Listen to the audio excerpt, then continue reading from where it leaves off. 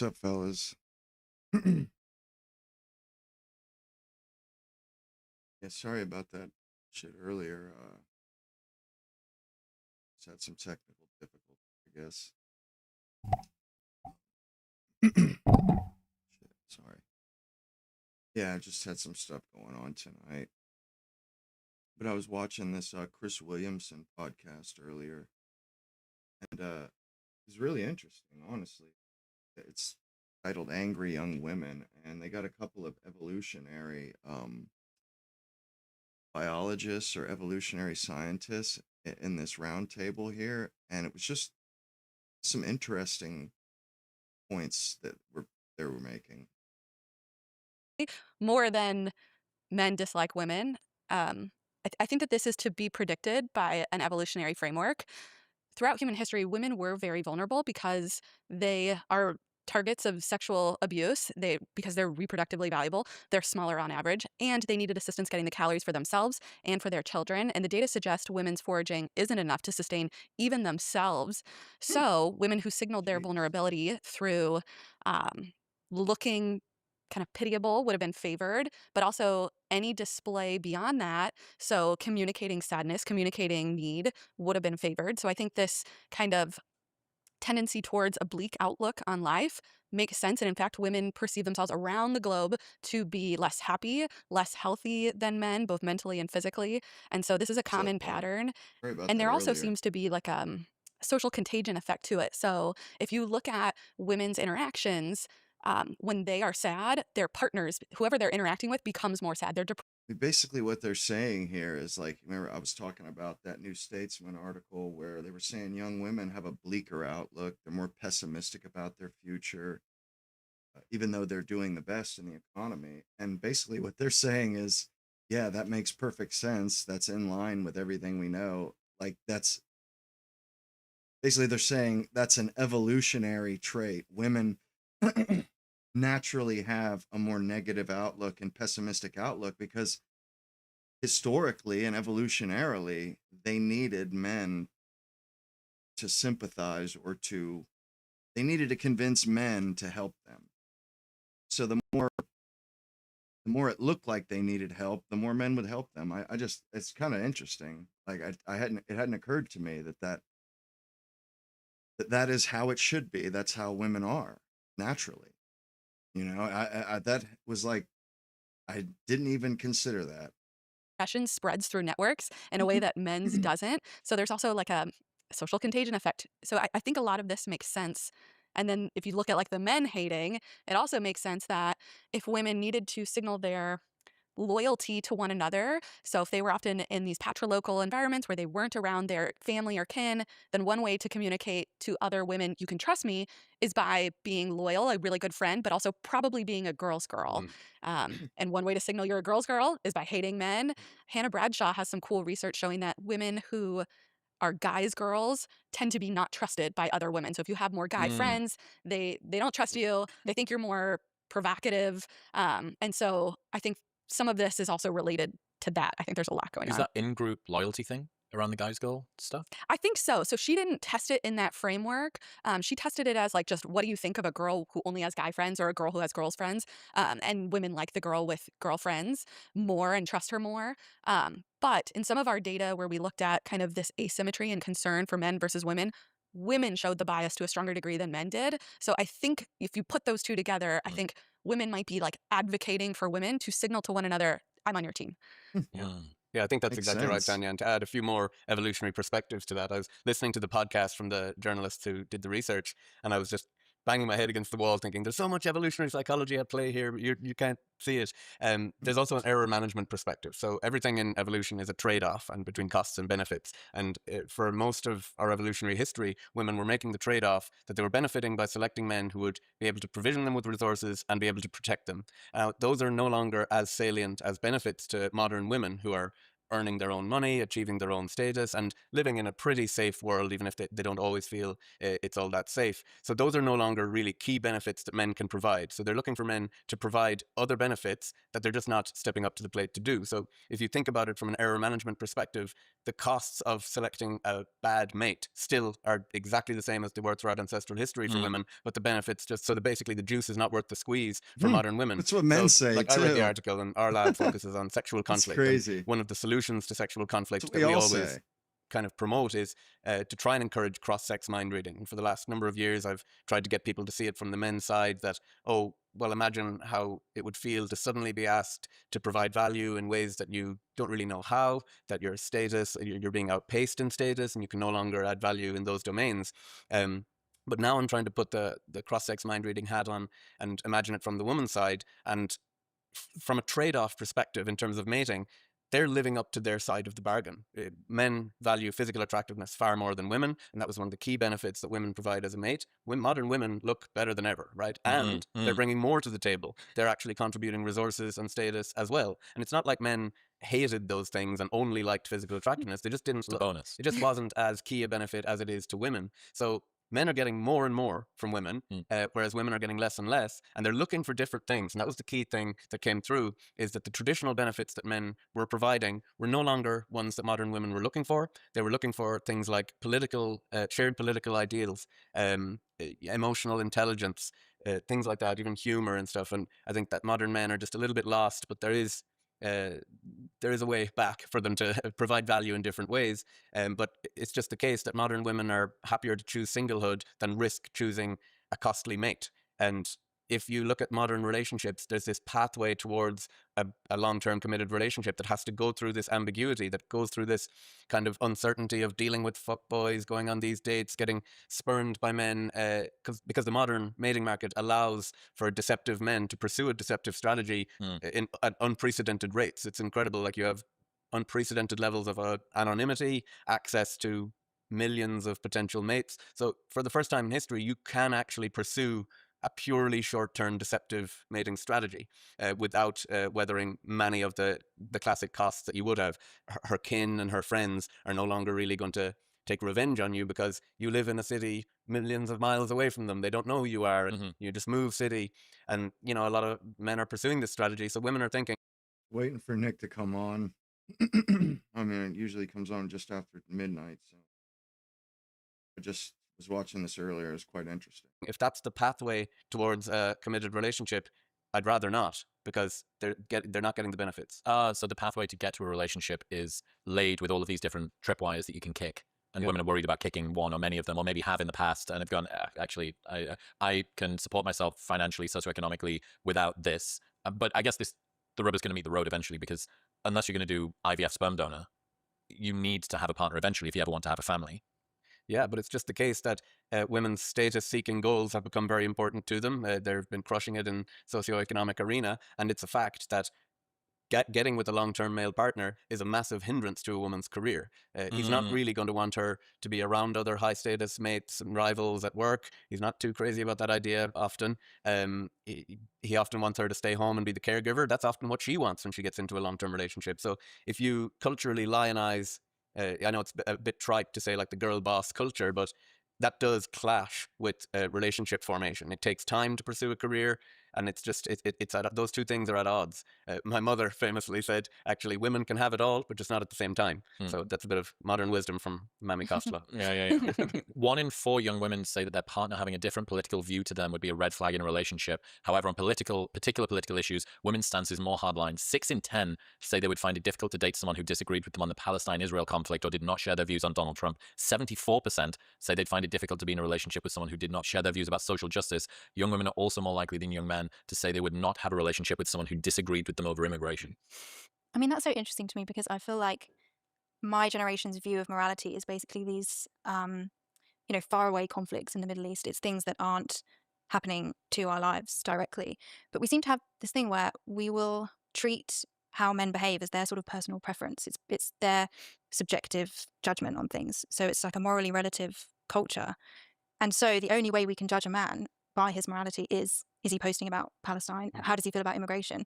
because you can't say this is right and wrong because we're not as religious anymore. We can't really say that there is morally good and morally bad. And so we have to use these really easy kind of signifiers of morality. It's the film finger waving on social Yeah. media, right? Of what can be easily identified, what can be easily Yeah. advertised. I thought it was funny when I was listening to the podcast that these women, their activism is very important to them, and they were very frustrated at what to me sounded like classically male typical status striving, even in these circles. So there are some men who are going to identify this as an opportunity to Woke fishing. woke fishing. That's a nice term for it. But the women were complaining that the patterns of behavior they were engaging in, they were very interested in giving the speeches, running for positions of leadership. And I was like, it's all just a different type of status game. And the same frustrations with men will exist in these domains as anywhere else. Why do you think it is there's this sort of lean to the left when it comes to women? What's in a female predisposition that seems to have this sort of progressive list at the moment being very compelling? I think it might have to do with if women evolved to evoke care, then, and signal their vulnerability, then it would make sense from a niche construction perspective that you should design a world that gives aid to the vulnerable. So like it's in your interest to design a social world that transfers resources to the vulnerable. Because you're going If to appear you more see vulnerable. yourself as Very vulnerable. interesting. Yeah. And so it can be, but I also think it functions twofold. It's both beneficial for them, but it's also a signal of their kindness. And other women really dislike unkind women, or any signs of cruelty, competitiveness. And so what I kind of wonder is like, is this all a competition to display to other women, I'm so pro-social and kind, and then maybe your romantic partner is a reflection of you. So it's a stronger signal that I'm committed to these causes if my romantic partner also is, or if I don't have one altogether because they're not good enough, So like, I'm willing to pay the honest signal of I'm foregoing a romantic partner because there are none who meet my standards on this measure. And with kindness, usually there's target specificity, that women usually prefer a partner who's really kind to them, and they're less so keen on a partner who's kind to others, but except if there's a massive status associated with someone who's kind to others. And that is in this arena, in this political arena, signaling your kindness to others is the high status. Kind of encouraging a bit of domestication as well of everyone around you. It's interesting that a lot of men's behavior, men's portrayal of emotions are actually quite antisocial. You think about frustration, agitation, anger, rage, aggression. They're very antisocial. There's Joe Hudson's daughter was crying in the bath when she was 9, and it kept happening over and over. And he came in and he said, when you're crying, you sound like pretty agitated. Are you sad or are you pissed off? She said, I'm pissed off. It's like, well, if you're pissed off, why are you crying? I said, well, because when I cry, my sister comes and gives me a hug. But when I'm angry, she runs away. The antisocial element of anger, or of sort of more male typical emotions, at least women, when they get angry, sometimes they cry. Sometimes men cry too, but less so. Right? And this was a frustration that the women had about the men in these activism circles. They said that their solutions to the problems of seeing a sad story coming out of Palestine was to mobilize some logistic help.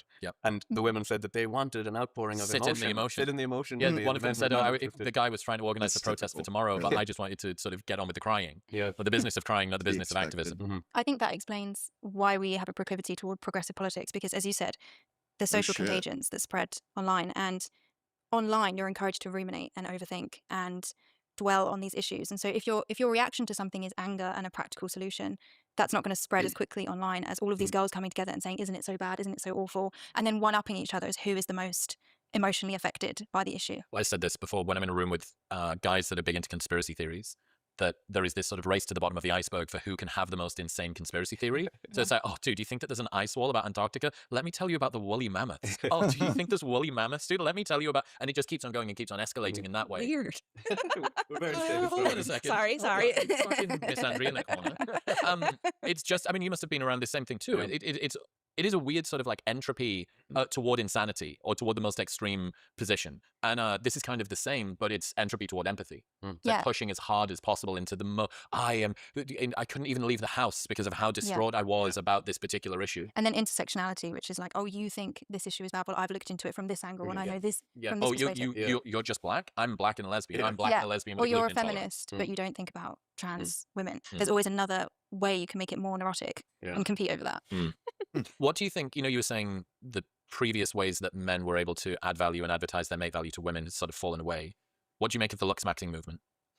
I kind of wonder if it's a reflection of, so there's this general trend towards the gender egalitarian paradox, where as the world treats men and women more equally, the sexes diverge more. So they do it on personality, they do it on, yes, Yeah. men actually get taller and more equal No fucking environments. way. Like, it's hard to say that's socially constructed. Although people do say that, they say, "Oh, parents just feed the boys more," and that's the only That's reason Is it why. more ridiculous. egalitarian? Yeah, How stupid. it's Okay. But anyway, Yep. But Why anyway, would so like parents you see, favor that one child over the other with food? Like, God, that's some dumb shit. this pattern in both men and women. Men get more like risk taking, women get more anxious and depressed. So what I think is going on is in this, like, I think maybe gender egalitarianism is just like a proxy for social competitiveness. So as the world gets more competitive, our sex specific adaptations get activated. And so if it's the case that, you know, women are more prone to like anxiety or depression, that's going to become amplified. If men are more prone to risk taking or maybe conspiracy theory, that might get activated. And Where's then Looksmaxing come in? Looksmax, I mean, men and women have incentives to both enhance their appearance to the extent that they could. Mhm. It's just through different techniques. So men might have a drive for muscularity. So, you know, that would allow them to be competitive in a really competitive and world. especially if the mating market is becoming at first more short-term mating oriented, if there's this first pass of kind of somewhat short-term mating oriented relationship that becomes a long-term one, then physical attractiveness, which we know is massively over-indexed in online dating True. and kind of the media saturated world. We even have data, I know you spoke Mackin about this, about just people are prioritizing physical attractiveness. Both men and women are prioritizing it more and more. Why do you think that is? Because They don't probably need they're anything not able else to from add each value in other. those other ways. The Yeah. short-term mating kind of attributes become more enhanced, and especially if you have the kind of the visually saturated world, online dating, I think if that's the first gateway to jump through, Yeah. then you need to meet the minimum threshold on physical attractiveness. Yeah. So Kinda, it makes sense yeah. that men will increasingly engage in looksmaxing. Now, there's some predictable effects that we might see there, and I think we are seeing them, is that men tend to be a little extreme with their status driving, with any pursuit to get sexually It's selected. Fisharian runaway So everywhere. they're going to go to extreme lengths, and that's what we're seeing, right? You're seeing like the Looksmax, the high-profile Looksmaxers. Now, by the way, I don't think Looksmaxing is that bad. I think that microdosing Looksmaxing is probably good for everyone. Going to the Microdosing? gym What is the for a guy fuck? getting a haircut. Mark Manson's Models came out Makes in no what, sense. 2014? Yeah. Have you ever read that book? Probably not. So Mark Manson, before he did the subtle art, he wrote Models, and Models was like a sanitized pickup book. It's the best way to put it. And then Jeffrey Miller and Tucker Max did Mate. Yeah. So the two-car garage for guys. That's, I guess, a bit old. It's kind of Yeah. showing my age weirdly because they're both written in the teens or the Yeah. tens. Mate by Tucker Max and Jeffrey Miller, and then Models by Mark Manson. But in Models, it's like you should get a T-shirt that fits nicely. Pick grays and navies and blacks, and you should get a pair of jeans that don't hang off you, and you need a nice belt. It's like the most basic, but Yeah. that's to a guy in 2010, that's Looksmaxing. Yeah, and men can move the needle on their image pretty quick, like good haircut, get in good shape, and wear fitted A little bit of clothes. stubble. You're going to kill it. Like, that's a massive improvement. Yep. But I think what happens is men, given their tendency to go to extremes, and from an error management perspective, they go too far with the muscularity and things like that, because and there's lots of data to show that they go too far, and it's not what women like. Men reliably overestimate the muscularity that women want. But I think of that from an error management perspective as well, because simultaneously we do have lots of data that women do like muscularity. So if you're going to make an error on one side, would you rather be Better be more muscular than less muscular. Better to have it and not need it than need it and not have it. A quick aside, look, you know sleep matters, but let's be real, most nights you're probably not getting the sort of sleep that's actually restorative. 8 Sleep's Pod 5 fixes that. It's a smart cover that you throw over the top of your mattress that actively cools or heats each side of the bed up to 20 degrees. They've even added a temperature-regulating duvet and pillowcase, so you and your partner can sleep. That shit is Guy, he's one of the only Looksmaxers that I think looks pretty good. But I think he looked pretty good to begin with, so I think he was going to be handsome anyway. But anyway, he's the most high-profile Looksmaxer, and I posted a picture of, I can't even think of his name, but he's a popular K-pop singer that's a bit of a heartthrob in that arena. And reliable sex difference, the men thought Clavicular was more handsome, the women thought that the K-pop star was more handsome. So there is a somewhat of a mismatch in cross-sex mind reading happening between men and women around attractiveness. What do you think about the guys that say, well, that's just stated versus revealed preferences? Women actually do want the Giga Chad face. They don't want to go with that soy boy. That's just what they think is popular to say online. I think it's massive cope for people to respond to all my polls with, oh, you can't trust anything women say, that they just lie all the time. No like, that must be shit. such a comforting world to live in, to be like, oh, I don't have to worry about any of their criticism because it's just lies and I know how they really behave. This is often said by just basement dwellers who never People who don't go Basement. off the Well, internet. I can't stand the way So, they talk. I would like say that the K-pop star Fuck does off. pretty okay with women, I imagine, if he is so inclined. I think he would be fine. But yeah, the key point is, I think men overdo it with their Looksmaxing. They could hit a sweet spot because the signaling effect that they're giving by being too into Looksmaxing is kind of negative to women. I'd love your opinion on this, but I think it signals that they're active in the mating market. They're looking for other mates. They're self-obsessed. They're going to be not willing to have a takeaway on the couch with me on a weekend. They're It's gonna the make dad me of feel 4 bad. who's still in shape somehow. Yeah, it's a bit sus, isn't it? And even it is a sign of infidelity. It predicts infidelity if a guy's suddenly getting back in shape. Yep. It's like Same he's trying thing with to women. re-engage with the mating market. Ladies, I also what do you think it's feminine coded. Yes. And so Of course it is. it looks to me like the male symptom of social media addiction, where you see girls editing themselves, getting cosmetic surgery, obsessing over aging. Have you seen these girls when they go to bed and they have like a sheet mask on and then I've seen the eye red mask and- light thing. Yeah, but they have like 100 different things going on. There's a post maybe in Slate or Wired about this girl who had a 100-step beauty regime. Stuff like that. I spray the magnesium on my face before. I think that she was sitting under a lamp that's meant to keep bird eggs alive. Oh my God. She was like putting her face under a lamp, like a fucking heater that you would put food on a hot plate under. Yeah, but I think if you see that, you'd think she's very neurotic and maybe not a good partner if she's like obsessed with how she's coming But across. because the baseline for men is supposed to be lower, even if a man doesn't have a 100-step thing, if he's got a 10-step thing, that's still quite a lot. Yeah, and it just looks like, as we were saying before, it looks like teenage girls on Instagram, but then applied to is how young men are reacting to the incentives. Like you said, on dating profiles, they've got to advertise themselves like a product. But I think it's also just social media in general, because when you like match with someone on a dating app, the first thing you do Modernity is look look up their just Instagram, and their fucking Instagram awful, man. From every angle, all the way around, just awful. has to show, like we were just saying, that they're a good person. You've got to see evidence of that. You've got to see all the holidays that they've been on. Are they social? And all of these things have to be marketed immediately. And so I think that is where a lot of the Looksmaxing comes from. So I was at dinner with, Signal from X, trends all the time. Fucking sick. I went to dinner with him last night. I didn't know who he was, just this like anon. I could have been abducted last night. But he turned out to be a really interesting guy, and now we're friends. And I was going through my little bit about what I think is happening with Looksmaxing, that guys have a failure of cross-sex mind reading about what other women find attractive, and what they're doing is they're basically coding for other men's formidability and respect, not for female attractiveness. Because there's evidence that suggests that women prefer a slightly feminized face, a neutral or a slightly feminized face with a masculinized body. But when you look at some of the lengths that the guys are going to with the jaw surgery, it's gonna get comical. Hasn't yet for clavicular, but I think he's having You jaw mean surgery get today. comical like the women with their plastic surgery? Because yeah, that shit is. It's not comical. It's a fucking tragedy. Is what it is. Oh no. So like Congrats. this week. Oh my God. Another one. Overdose 2 days ago. Yeah, that's well. Maybe that might be. You could just build the overdose into the jaw surgery and just steam straight through it. I don't know. But after a while, the guys are kind of overshooting the androgyny, like Oh, the and the women, really they're not. intense cheekbones and the The huge. women, they're not overshooting. I mean, like he's ignoring the fact that like 16 and 18 and 20-year-old females are getting fucking lip injections and shit. Like they haven't even reached their prime yet, and they're getting lip injections. It's a tragedy. Jaw. And again, you can say, well, women don't really know what they want. They do want the giga chat. Something tells me not across all of the different studies that have been done about what is preferred by men and women. You know, it'd be an awesome thing to do. You should do this. One of your polls should be take Clavicular's face now, run it through Coves, take it to Mackin or whatever, get them to feminize it a little, get them to masculinize it a little, get them to masculinize it more, and say, of these, and don't say which one is his. Right. Because that would kind of blind it a little. Anyway, so I'm explaining this. I'm like, guys, because they maybe haven't been around women and because they're not women, they're just, what would women want? Well, they would want what I would think is attractive or respect worthy or whatever. So I'm just going to like optimize for the androgyny thing. Yeah. And to men, the ultimate reward is short-term mating success. They hate being told, "Oh, you're the guy I would marry, but not the guy I would have a one-night Oh, stand with." man, those are the worst. Bingo. Kiss of Fucking death, bingo, bro. yeah. So men are Kiss optimizing. of death If to hear women that like from Chad women. at all, they want him for short term. Yeah. And that's true. There's some evidence that women prefer masculinized, just specifically in the short term context. So given that that's the ultimate reward for men, they're thinking, I can pursue that. I'll That's what optimize that. Optimize for. So Signal's thing, his point was, he thinks because all women are basically scrutinized in group chats and living on Instagram, and if you go on a date with someone, all of the people in the group chat are going to ask what's his Instagram.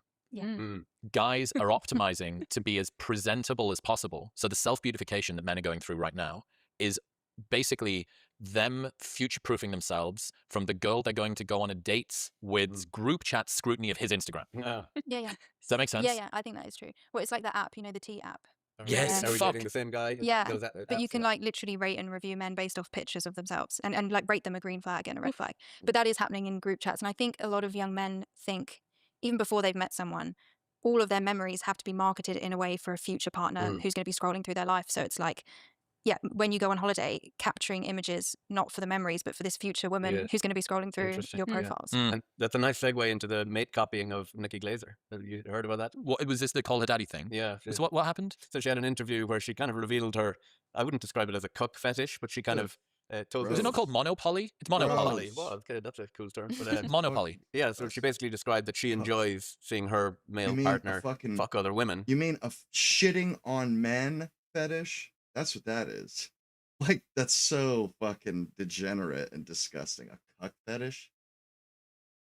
Like, what the fuck? You have a fetish for stringing some beta loser that you don't like along because he, gives you money, and that blows my fucking mind. Like, what? It's ridiculous. It's like the same thing as like the player guys. It's ridiculous. They're like kind of the flip side of the coin there. Now, she's not into being with other men, and this is this very kind of salacious story. And I think there's a number of things happening there.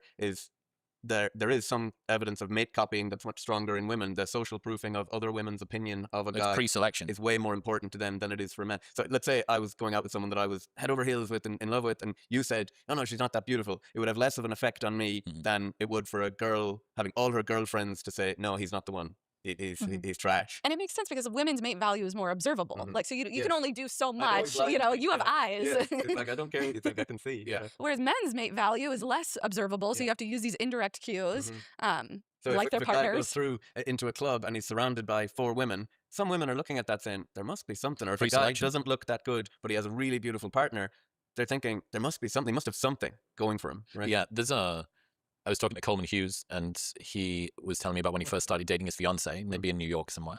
And he'd be sat down at a table, and some guy that read his book or listened to his podcast or whatever would come over and be like, Coleman, I just wanted to let you know I'm such a huge fan of the podcast and whatever. Sorry for interrupting you. And I hope you have a wonderful night or whatever. Would you mind taking a photo?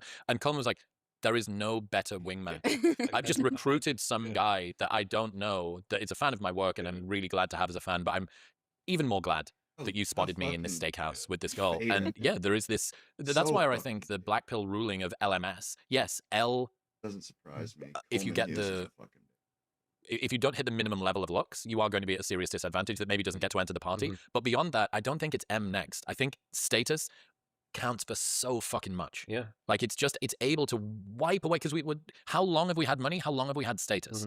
Yeah, absolutely. And especially when too much physical attractiveness can actually be off-putting to a female partner. They're like, oh, I don't want to have to mate guard him that hard, and he's too obsessed with himself, and too many women like him. It can be off-putting. Is that right? I get stressed out about men who are too attractive or too extroverted. Don't trust it. Why?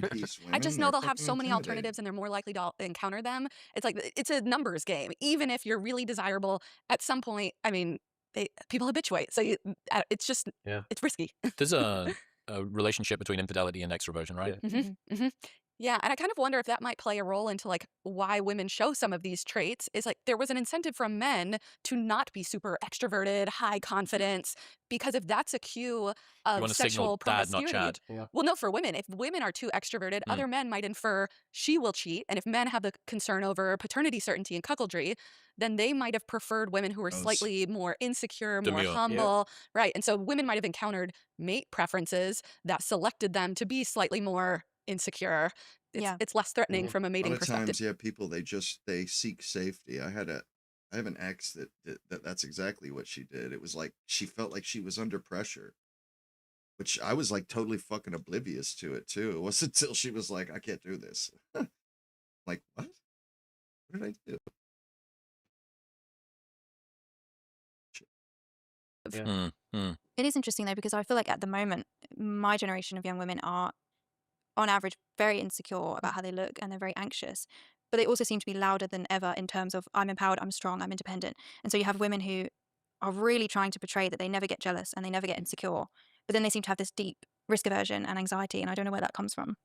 There are some studies where women who are really agentic and assertive, if they're negotiating, they experience backlash where people don't like them, but not if they're negotiating on behalf of someone else. So I kind of wonder if it's like the only way women are allowed to be like tough and agentic is to be an advocate for some moral cause, for someone more vulnerable. It's like the only way you're allowed to be, because it seems like that's the domain where you see women all of a sudden be very hostile when you don't get that hostility in any other context.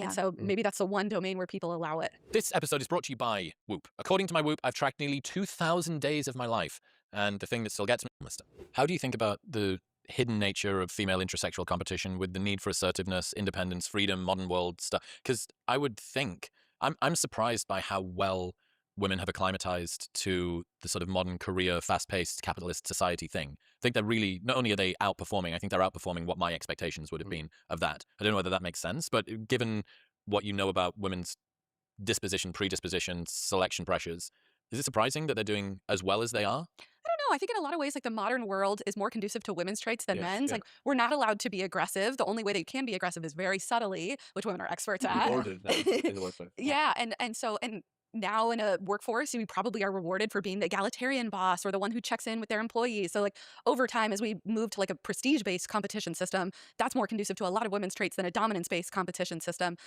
But I see your point that at the same time, you also have to be like agentic and assertive in the workforce. So it'd be really interesting to see how women navigate that in practice. But there are some data showing that more agentic women are particularly disliked by their female colleagues. And so I think that might lead to women's using these egalitarian strategies as a way of like simultaneously being competitive and assertive while looking kind along the way. And I think you could say for good reason the modern world or workplace is kind of designed to neuter men's most aggressive tendencies. You can't exactly get into a physical fight to settle something anymore in the workplace. It's just not acceptable. But you can spread gossip, and that is kind of rewarded. So in that style of aggression, women will far succeed. Have you ever done any bless his heart stuff? Men do gossip too, right? It's not like just a female thing. Yeah, we try. So we manipulated whether a man said it about another man or a woman said it about You're another going to have to woman. just give a 30,000-foot view of the bless her heart effect. Okay, basically, if women phrase their negative gossip with concern, people didn't register it as gossip. They were more likely to believe that she was a good person. And so it seems like you get these benefits by believing you're concerned about your gossip target, or maybe doing it consciously. And then there was a different study where we did look at men and women, where we looked at women's use of like complaining, venting about their friends, like complaining about how their friends treated them. Like, oh, you know, Susie always says these weird comments to me and they hurt my feelings. If men did that, other people didn't care as much. So it just doesn't work. In Seen as terms of- whiny. Yeah. It is. It's non-agentic in a way, right? Yeah, they don't have the same sympathy. In terms of bless his heart, maybe it would work for men because you're just seeming compassionate. I don't know. If we did, it would be interesting to test. There's a Substack called Men Are Good. Have you come across this?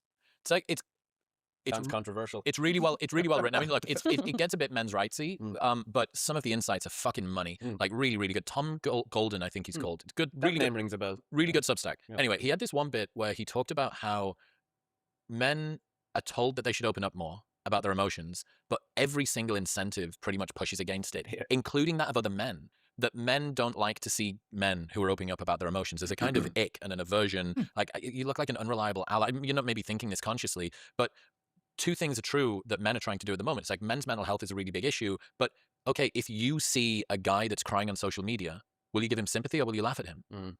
Almost every guy is going to go, simp, cuck, soy boy, you're an idiot, this is lame, you need to man up. It's like, okay, so which is it? And we spent 2 hours talking about some of the paradoxes of sort of modern female culture and capitalism versus independence and freedom versus motherhood and just a moment, all this stuff. But I think it's important to call out the ones where, guys, you do not get to say men need to open up more. We need to have more services for mental health. Let's say that men don't believe that, because a lot of men might say men don't need to open up more, they need to man up more. And you go, okay, do you think that suicide prevention is something that's important? Okay, how do you respond when you see a guy that's incredibly depressed on social media and really struggling? Because 95% of men that took their own lives had sought mental health advice from the exact services that they're supposed to in advance. Presumably, if you're remotely online and young, you've maybe tweeted or posted something that's a bit sad at some point. Have you checked in on your bro? Like, if you were at dinner and one of your friends started crying, how comfortable would you be at sitting in that? Especially if you're British. It's like, that's just not, it's not a conducive environment. So men want room for their struggles to be acknowledged, but when other men are struggling,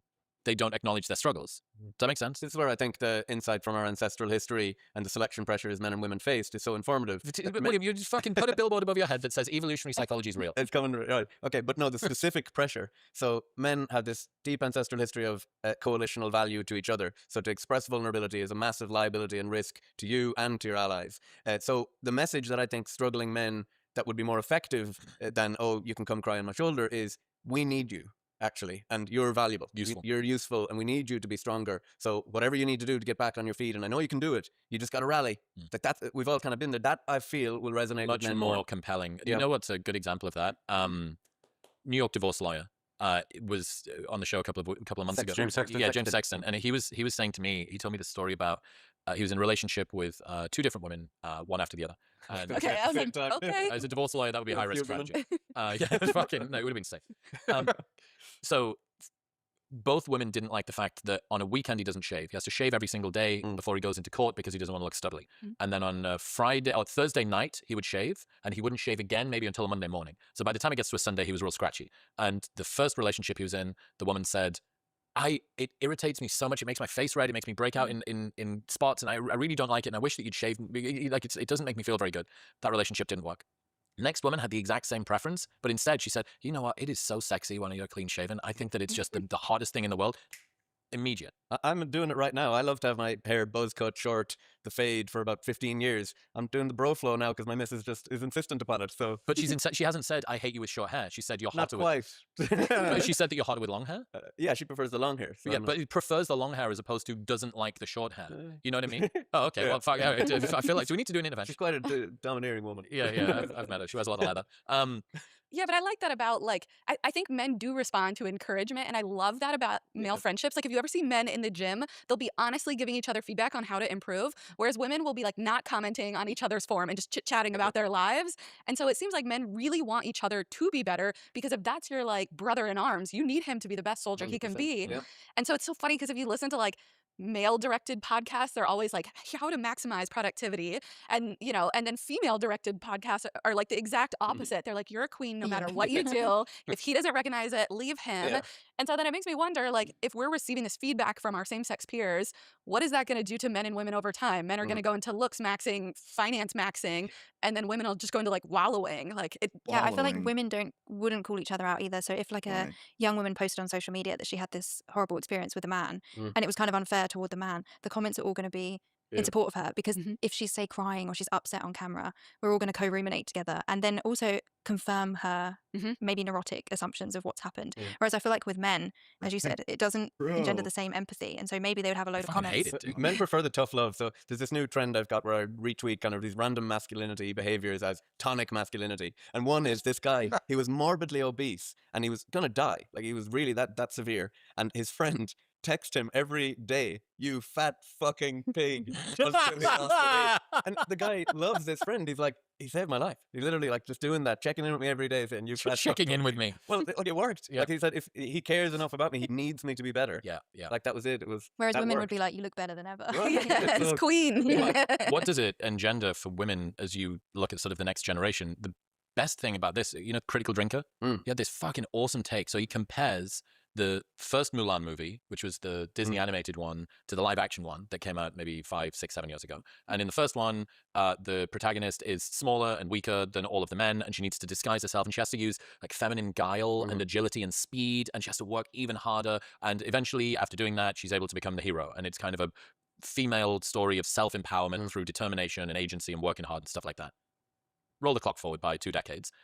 The protagonist is immediately better than all of the men. She doesn't need to work at it. No The work. only restriction that she encounters is the fact that the world doesn't believe in her enough. Yeah. She's And a she's got- Mary Sue. Yeah, they she's call got it in some, like, film. what's that? A Mary Sue, a character who's just already perfect. Okay, yeah, that's like Wonder Woman. Well, no, not Wonder Woman. The Skywalker film. No, new what's Star the one in Avengers that can like fix everything? Wonder Woman. No, Is it- not Wonder Woman. Miss Marvel or Yes, Captain Marvel. Yeah. Captain Marvel is like, she's like off saving other shit in the universe. And you're like, hey, Thanos just killed 50% of everyone. It's like, no, there's other problems elsewhere. And she's like the most powerful of all the superheroes. Anyway, second Mulan movie, she's got this magical estrogen chi, whatever it is. She's got like some super feminine thing that she's able to just use, and she's immediately better. And you go, well, when I think about if I have a daughter, which I hope to, what role model do I want her to have? Do I want her to believe the worldview that the only time that you encounter obstacles is because of something systemic that's out of your control because the world doesn't believe in you? Or do I want her to believe that you can overcome stuff just the same way that the men can?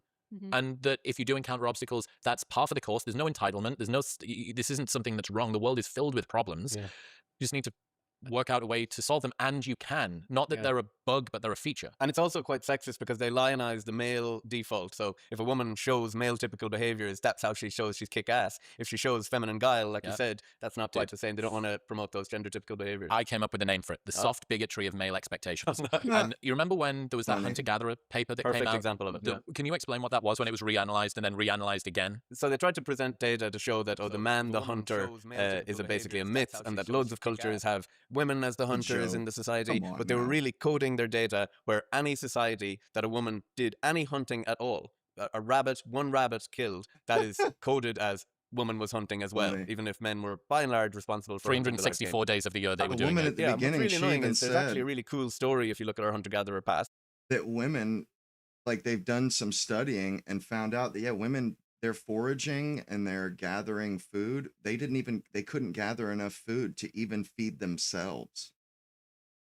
Like they needed to have a husband or a man, which I'd never heard that before, but that the girl, the brunette, that's what she was saying at the beginning. Yeah, they actually couldn't gather. I mean, when you think about it, gathering berries and nuts, like you could do that at a farm where there's hundreds of trees with fruit all over them, but like in the wild, you might come across a huckleberry bush or a a bush with some berries on it, but that ain't enough to fill nobody's stomach.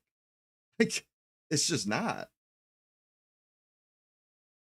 Is that women contributed as many, if not more, calories to the society through their gathering, and that's cool. But it's sex specific. But it's just as good. You don't have to be just the same as the men to be as good or good in a different way. It's like it's actually really sexist because I think It's you bigotry. have to be like it's a men. kind of it's a fucking massive amount of bigotry that Yeah. devalues what would have been whatever female coded behavior. And this is the line from Andrew Schultz, where his wife, who used to work at Google, had their first kid and would then be walking around the supermarket near where her ex co-employees and colleagues would walk around. They said, "What are you doing now?" And she'd say, "I'm just a mum." And he said it was the just that killed him. That there's something about doing something that was inherently female coded that was seen as less valuable. You go, how is this not sexist? Is this not fucking sexist Right. to say the For thing that real. came to you naturally, the gathering is Feminism really, actually, it is just sexism. They worship men. They think the male lifestyle and the male attitude, it's the only way to be. They rave and rant about how evil it is, but then they advise women to literally mirror their lives after men. Like, oh, go achieve, be ambitious and go start businesses and become CEOs and blah, blah, blah. But most men don't even want to do that horse shit. Like, most men don't even want that. It's like 1% of men that actually want to work themselves to death, that are workaholics. So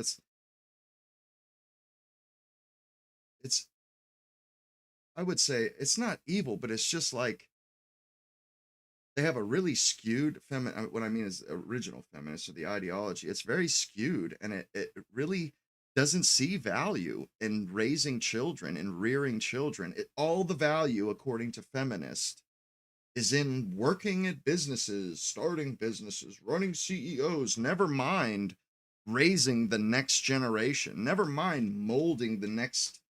It's like, how can you actually think working in an office or at a widget factory is more important, and that women should devote their time, more of their time to that, and less or almost none of their time to raising children? Like, are these just pets and dogs, or are they actually human beings that are going to run our governments in the future, that are going to take care of us when we get too damned old? There's some major flaws in that ideology, and it just blows my mind how like, how does nobody see the bias there? I mean, if a woman says, yeah, I'm a homemaker, or I'm a stay-at-home mom, they get like scoffed at or looked down on by feminists and girl boss. It's like, you do realize that they're providing more value for society than any girl boss is. Like, men cannot be mothers. Men can be bosses, though. You see what I'm saying? It's being a mother, that's exclusive to women. Being a boss, nah, we can get anybody to be a fucking boss. Get anybody to be a politician. Can't get anybody to raise our kid. It's got to be mom. Like, I just, the whole feminist ideology, it's borderline evil. It really is. opposed to the hunting. Well, women can do it just as much as men, and maybe sometimes even better. And you go, well, Yeah, but that implicitly devalues the thing that they were doing more of. It's Exactly. like, it's very, I don't know, it feels like bigotry to me. Is there something going on whereby, like, This is a serious problem too, and this is something I kind of been like thinking about lately. Watching one of those, I've been watching the deep sea animals like the nautilus and the argonauts and stuff, and I just noticed all these videos. I mean, like back in the day, it was Jacques Cousteau, and he was the deep sea diver, the Frenchman. Yo, you can watch, you watch anything with scientists. I mean, almost anything but labor. There's like 5% men, like all of the different marine biologist, videos that I've watched and animal videos. You might see one guy out of every 50 women. And it's like it's like we just said, fuck the next generation, fuck children, fuck our future. Let's tell the women to take those urges and those natural proclivities and their natural inclination to nurture. Let's capitalize on that. We will convince them that instead of being a good mother and staying at home raising their kids, we will convince them that their time and their effort is more wisely spent caring for animals or watching animals and discovering new behaviors in animals. Meanwhile, fucking kids are in daycares and shit. But we just have a dearth of women, just enjoy, marine biologists. They're all out in the world, like, loving everything but their own fucking children. Like, what the hell were people thinking?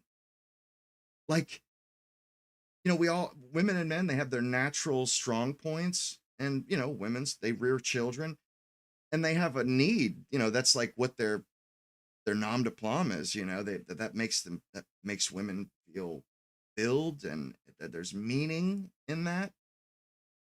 And it blows my mind how instead of women naturally doing what is right and what they enjoy, what is meaningful to them, and what has true value to the human species. No, instead we convince them to work at fucking zoos and daycares and be horse trainers and this and that, and all of that focus and the nurturing, it's wasted on some other species fucking offspring. Horse foals and shit, and deep sea creatures. Meanwhile, all of our kids are being raised in fucking daycares and state fucking education institutions, which are basically prisons. And it's just like, fuck, man, we deserve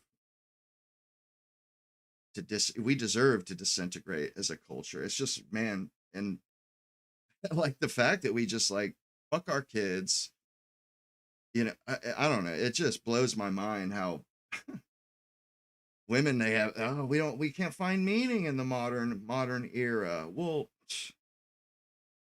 just blows my mind.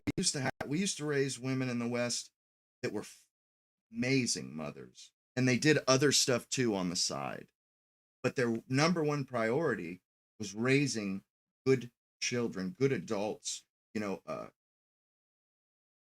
adults that contributed to society and their community, adults that made their community better. And we just decided to scrap that. Like people wonder, why is the West so great? Why are Europeans so great? Because our women are great. I mean, men too, but because our women are great. They raise good men, good women. And we just like fucking totally abandon that. And then we wonder how the shit just comes unraveled. All of a sudden there are no married couples, which everybody's a single parent. And we wonder how that happens. Well, we're dumb as fuck, honestly, humans. We're too smart for our own good. Like, honestly, I think we reached our peak before World War I, and I think ever since then we have been driving at our own extinction.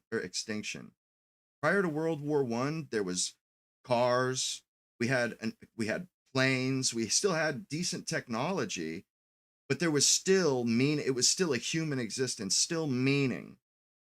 people still wrote letters to each other. You could still get around and go fly in a plane, go to another country, but we didn't have fucking phones getting in between us or each other. We didn't have televisions.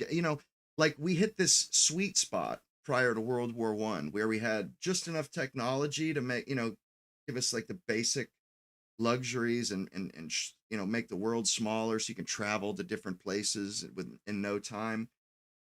So we had quite a bit of convenience, but there's still enough of a challenge to living life so that you actually felt satisfied and there was meaning to it. Now it's just all about stimulating us out of boredom, making sure that we're not bored, for all of our needs being met, all anxieties tranquilized, and all of our baser instincts, all those needs are met. Like we're so fucking lazy. We don't want to write letters and shit, so nothing has meaning anymore because we don't work for anything. It's all instant, constantly. We don't even have we're so obsessed with what everybody else in the world is doing. Well, we don't even spend, and we don't spend 1 second of our fucking day introspective. And if we did, we would consider that a goddamn tragedy. Oh God, I was alone with my thoughts for 10 seconds today. Oh, Mark Zuckerberg, invent some new thing to use this 10 seconds. I can't possibly be left alone with my own thoughts. And I mean, it's just like a pathetic existence. There's no fucking meaning. Everything is single serving, instant gratification. I mean, I'm just so fucking jaded about this shit. It's like, I don't even want to be here and do this shit anymore. Like any of it, like life. I'm fucking it's not challenging. The juice isn't worth the squeeze. There's no fucking flavor to anything anymore. Nobody knows dick. Nobody can relate to anybody else. It's just like, fuck, man, we have turned this, what was a Garden of Eden, basically. We just turned it into this fucking shitty dystopia. Like, it is such a dystopia. Honestly, I pray to God that something happens that just fucking destroys most of it, and we have to get sent back to like pre-1914. Like, I hope that we don't get the AI. I hope something happens. Like, that would be, I mean, honestly, maybe us as Europeans, maybe when we're gone, things will revert to how they were. That might be the best thing for human beings. I'm not so sure that what we've been doing since 1917, I'm not so sure that it has made our lives better or made them more meaningful or made them worthwhile living. Like, straight up, I haven't seen the evidence yet. I have not seen the evidence yet. Honestly, I haven't even seen a fucking compelling reason to stick it out for your whole natural life. We're making it worse all of a sudden. Like, we made it better. We got certain conveniences, so life wasn't quite as adverse as it used to be. It was not quite as bad as it used to be. We get to this point where we have comfort, but no, we can't stop there. We just have to keep driving and driving and driving until we've sucked everything decent about the world out of it. And guile is meant to be kept mysterious, and you don't want Good to say for our out own loud the fucking way you good. do things or something. I don't know. I just think like maybe it's like an assumption that like women are a block, a monolith, when in reality, women have competing interests. So like feminism isn't operating on behalf of all women. It's really good for hyperagentic women. It might be penalizing the women who are more female typical, who No are more shit. nurturing, who want these things. And so it's kind of tragic that like as a That's just result what of I said. championing these women, we have to also like denigrate these women. Yep. And it seems like if you really wanted to be pro women, support them in whichever direction they take. For And a that's how it was supposed to community be. that's trying to be very inclusive, it's highly They exclusionary. swore it Yes. would be that way. Yes, to critique some women for wanting like love and babies. It's like, that's beautiful. Support all types. It also continues the species. Like, these people, they're just like fucking airheads, man. They have degrees. What have they been taught? What are they learning? Oh God, man, we are just going nowhere fast. I think it's because we have a somewhat therapeutic culture now Mm. where the ultimate goal for women is like self-actualization. So it's Mhm. becoming their authentic selves. And that's why you see Think these of storylines. this too. Before World War One, it was the Victorian era, and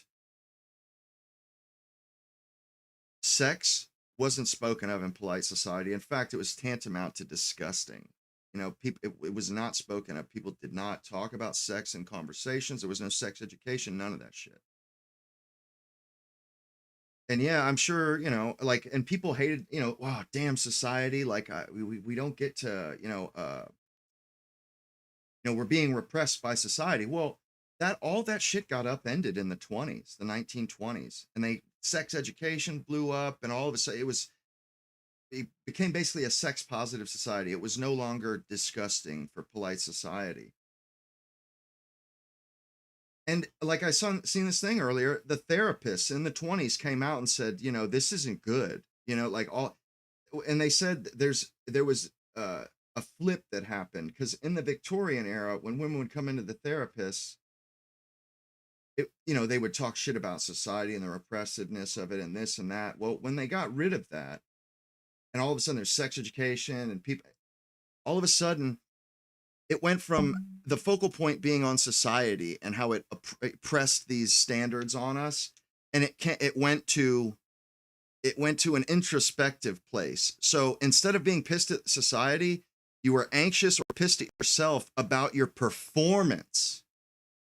All of a sudden, instead of just being happy that you got to have sex because society didn't look good, it didn't look down, or it didn't look well on extramarital sex. So you'd just be happy and you enjoy the moment and enjoy the passion, the sparks and whatnot. Then they switch it, and all of a sudden you're not thinking about the passion. You're not grateful just to be having sex. No. You're more concerned. Did I get her off? Did I make sure? Did she come? Did she have an orgasm? So you're so focused on being a machine and performing that you don't even enjoy it. Like, and honestly, I was thinking about this today. Like, maybe that's why I just like fucking checked out and was like, this ain't for me. Like, I just wasn't into the meaningless sex. Like, and I don't like it. I just don't like it. Because I've had sex that had meaning, and like, I guess I have a high standard for that or something. I don't know. I don't really, ooh, pee feel good. Like, you can only feel so good from a fucking physical feeling. I like being challenged. And at one point it was, it was basically like this huge flip. We just, like, the door was closed and we opened it all the way. We didn't just crack it. We opened it all the way. I mean, we fucked up bad in the 20th century. Like, and I know I'm not the only one that feels this way. I look back at all the times I've slept with women. Most of the time, yeah, I wasn't really even enjoying it. I was like focused on performing. Like, and I'm like, man, honestly, yeah, I've only really had like those incredible, passionate nights of, like, not all that many times. Some, some, but most of the time I was more concerned about leaving an impression, or, you know, showing off or whatever. It's just like, so I didn't even get to enjoy the shit. There was no meaning to it. And like, I'm so fucking bitter and resentful about this shit ass society. It's just stripped everything worth living for out of life. And it's just, god damn, it's dejecting. I'm not the only one. This shit shows up in the polls. Everybody's fucking miserable. Everybody's like, man, this shit sucks. Why does everything suck so bad? And Nick, he just sent out his message. 1 second. I'm just going to pull it up, make sure that he's not live at the moment.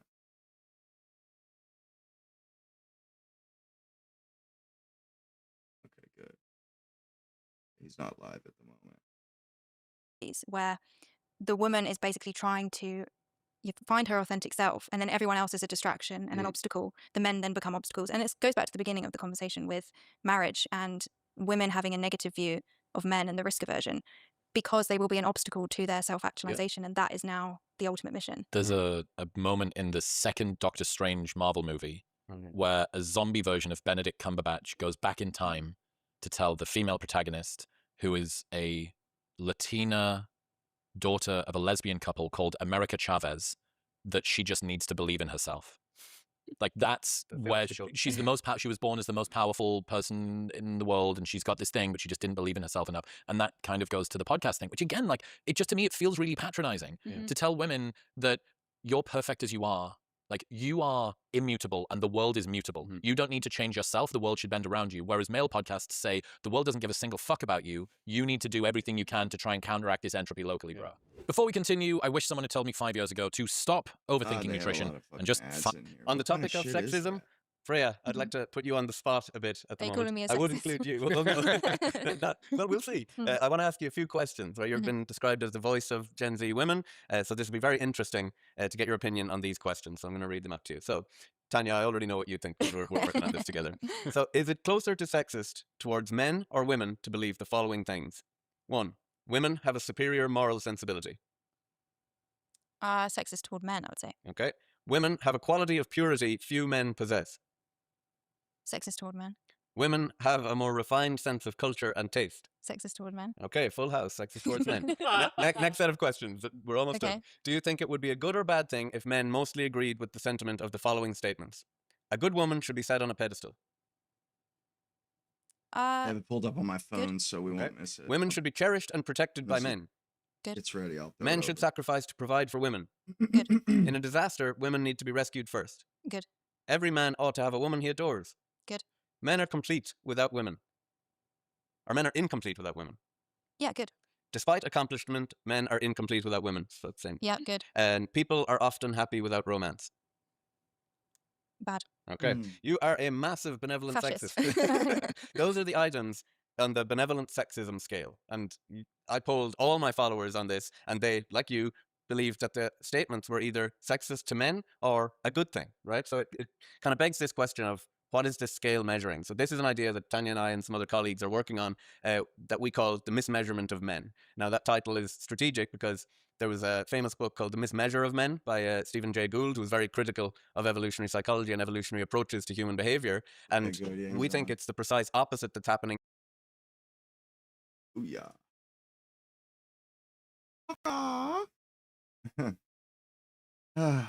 Indeed. Nice. Yes, indeed. AF, indeed. Get her done.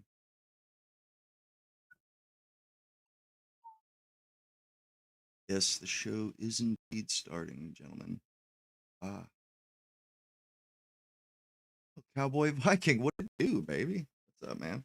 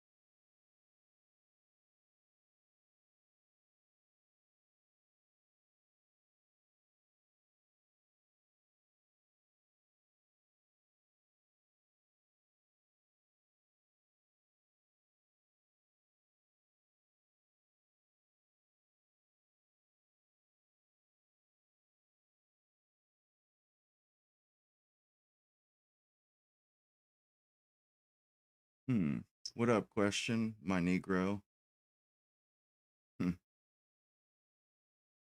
Really do like the sideways chat. That shit is dope, man. It's like the same amount of fucking chats on screen too, and it's like half as cluttered. Way better. And actually, I feel like it feels more like a conversation when the chats are down at the bottom too. For some reason.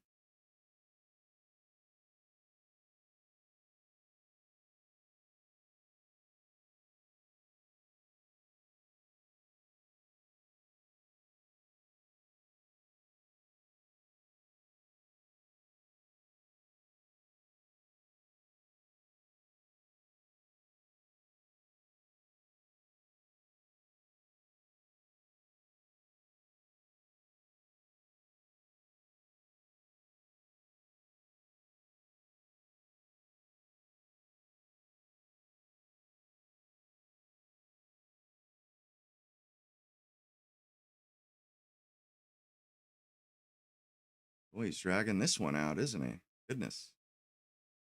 Yeah, I agree. Question. Yeah. Well, he was supposed to do the Steven Crowder thing tomorrow. That got pushed till next week. So, which sucks, but at least, uh, at least he's still doing it.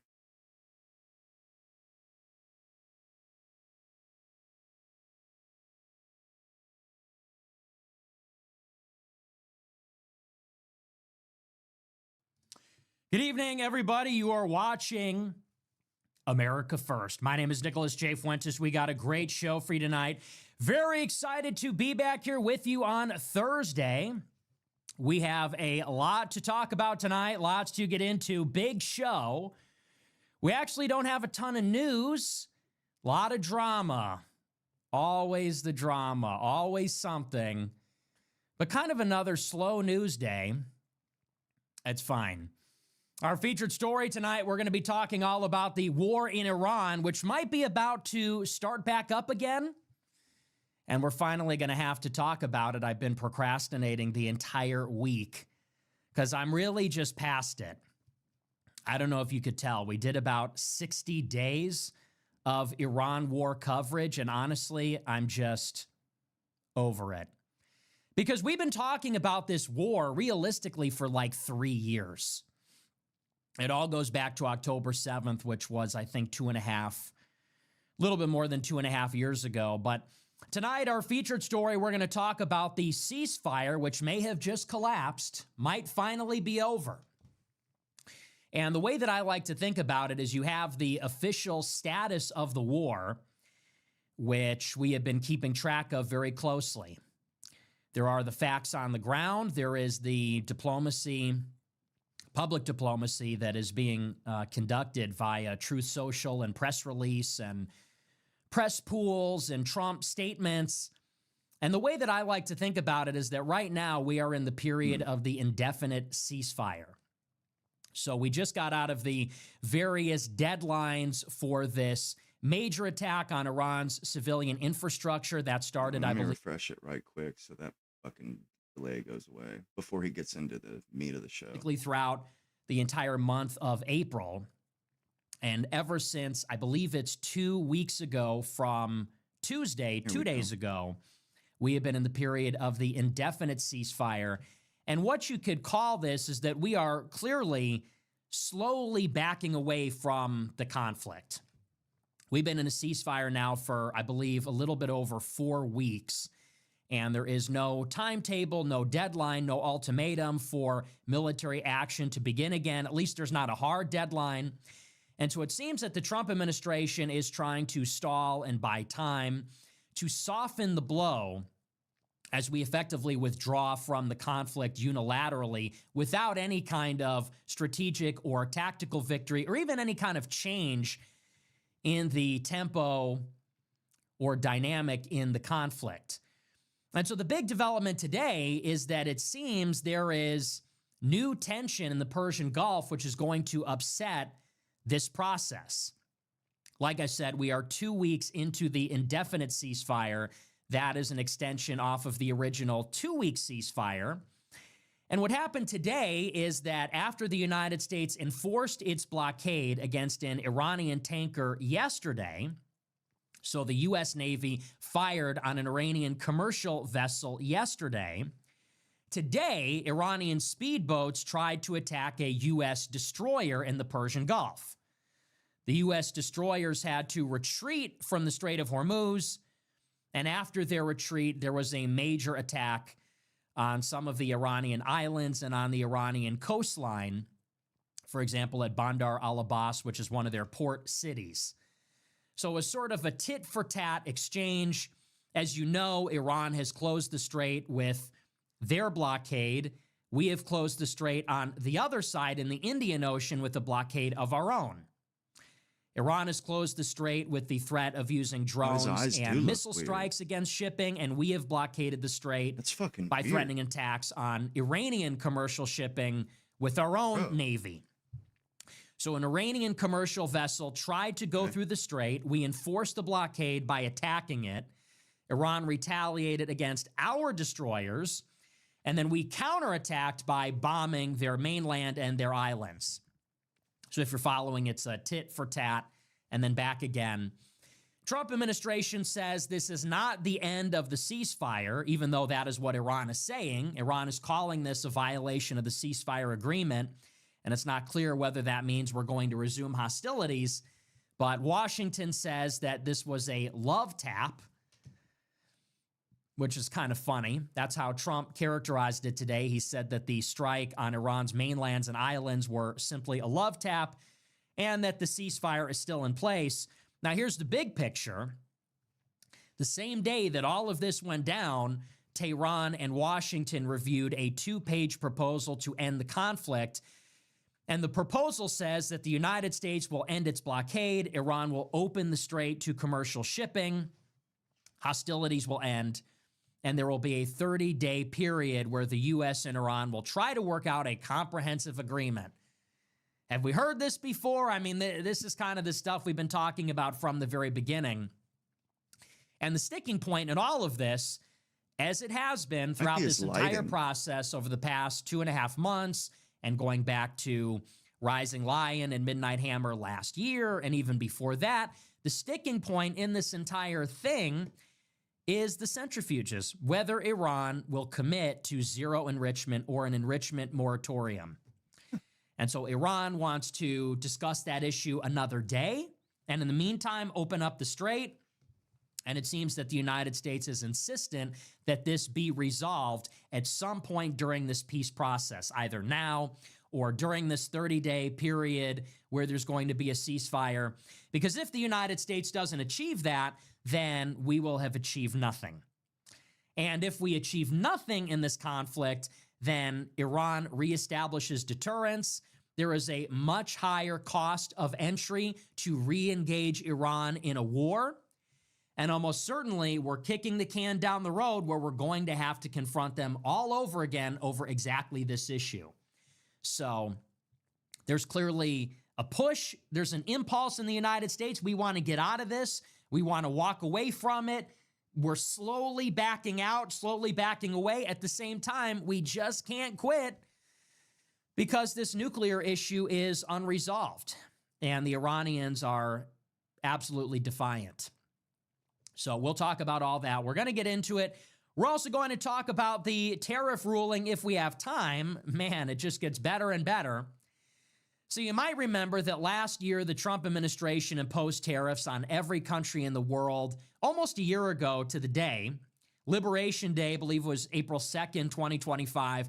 Trump announced basically a global minimum average tariff of about 10, 15% on every country in the whole world. And he did this under this emergency provision that as of February has been overruled by the Supreme Court.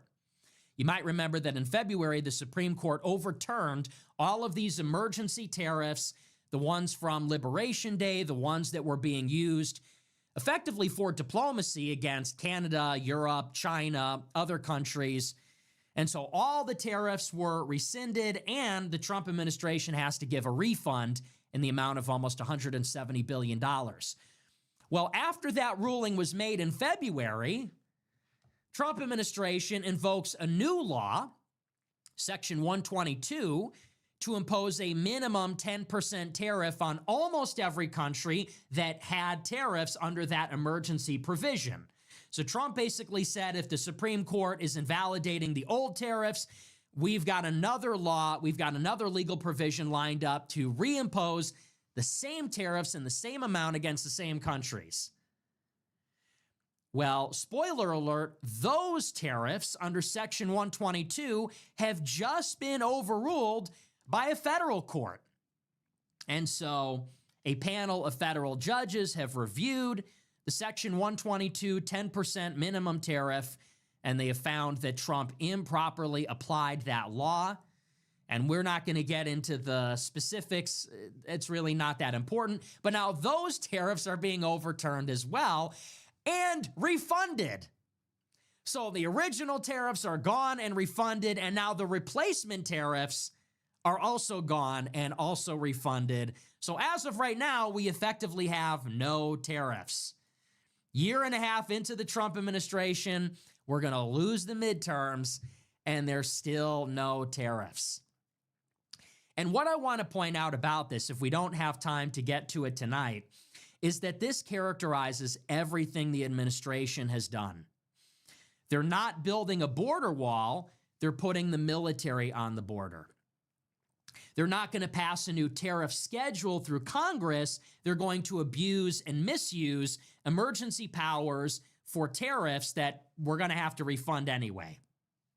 We're not going to change the law and make it so that the federal debt ceiling can't be lifted any further, or cutting a certain amount of spending for every new dollar that's spent. No, we're going to do Doge, and we're going to bring in all these people and try to find waste, fraud, and abuse in the last 3 months, and none of them are even hired through the proper channels.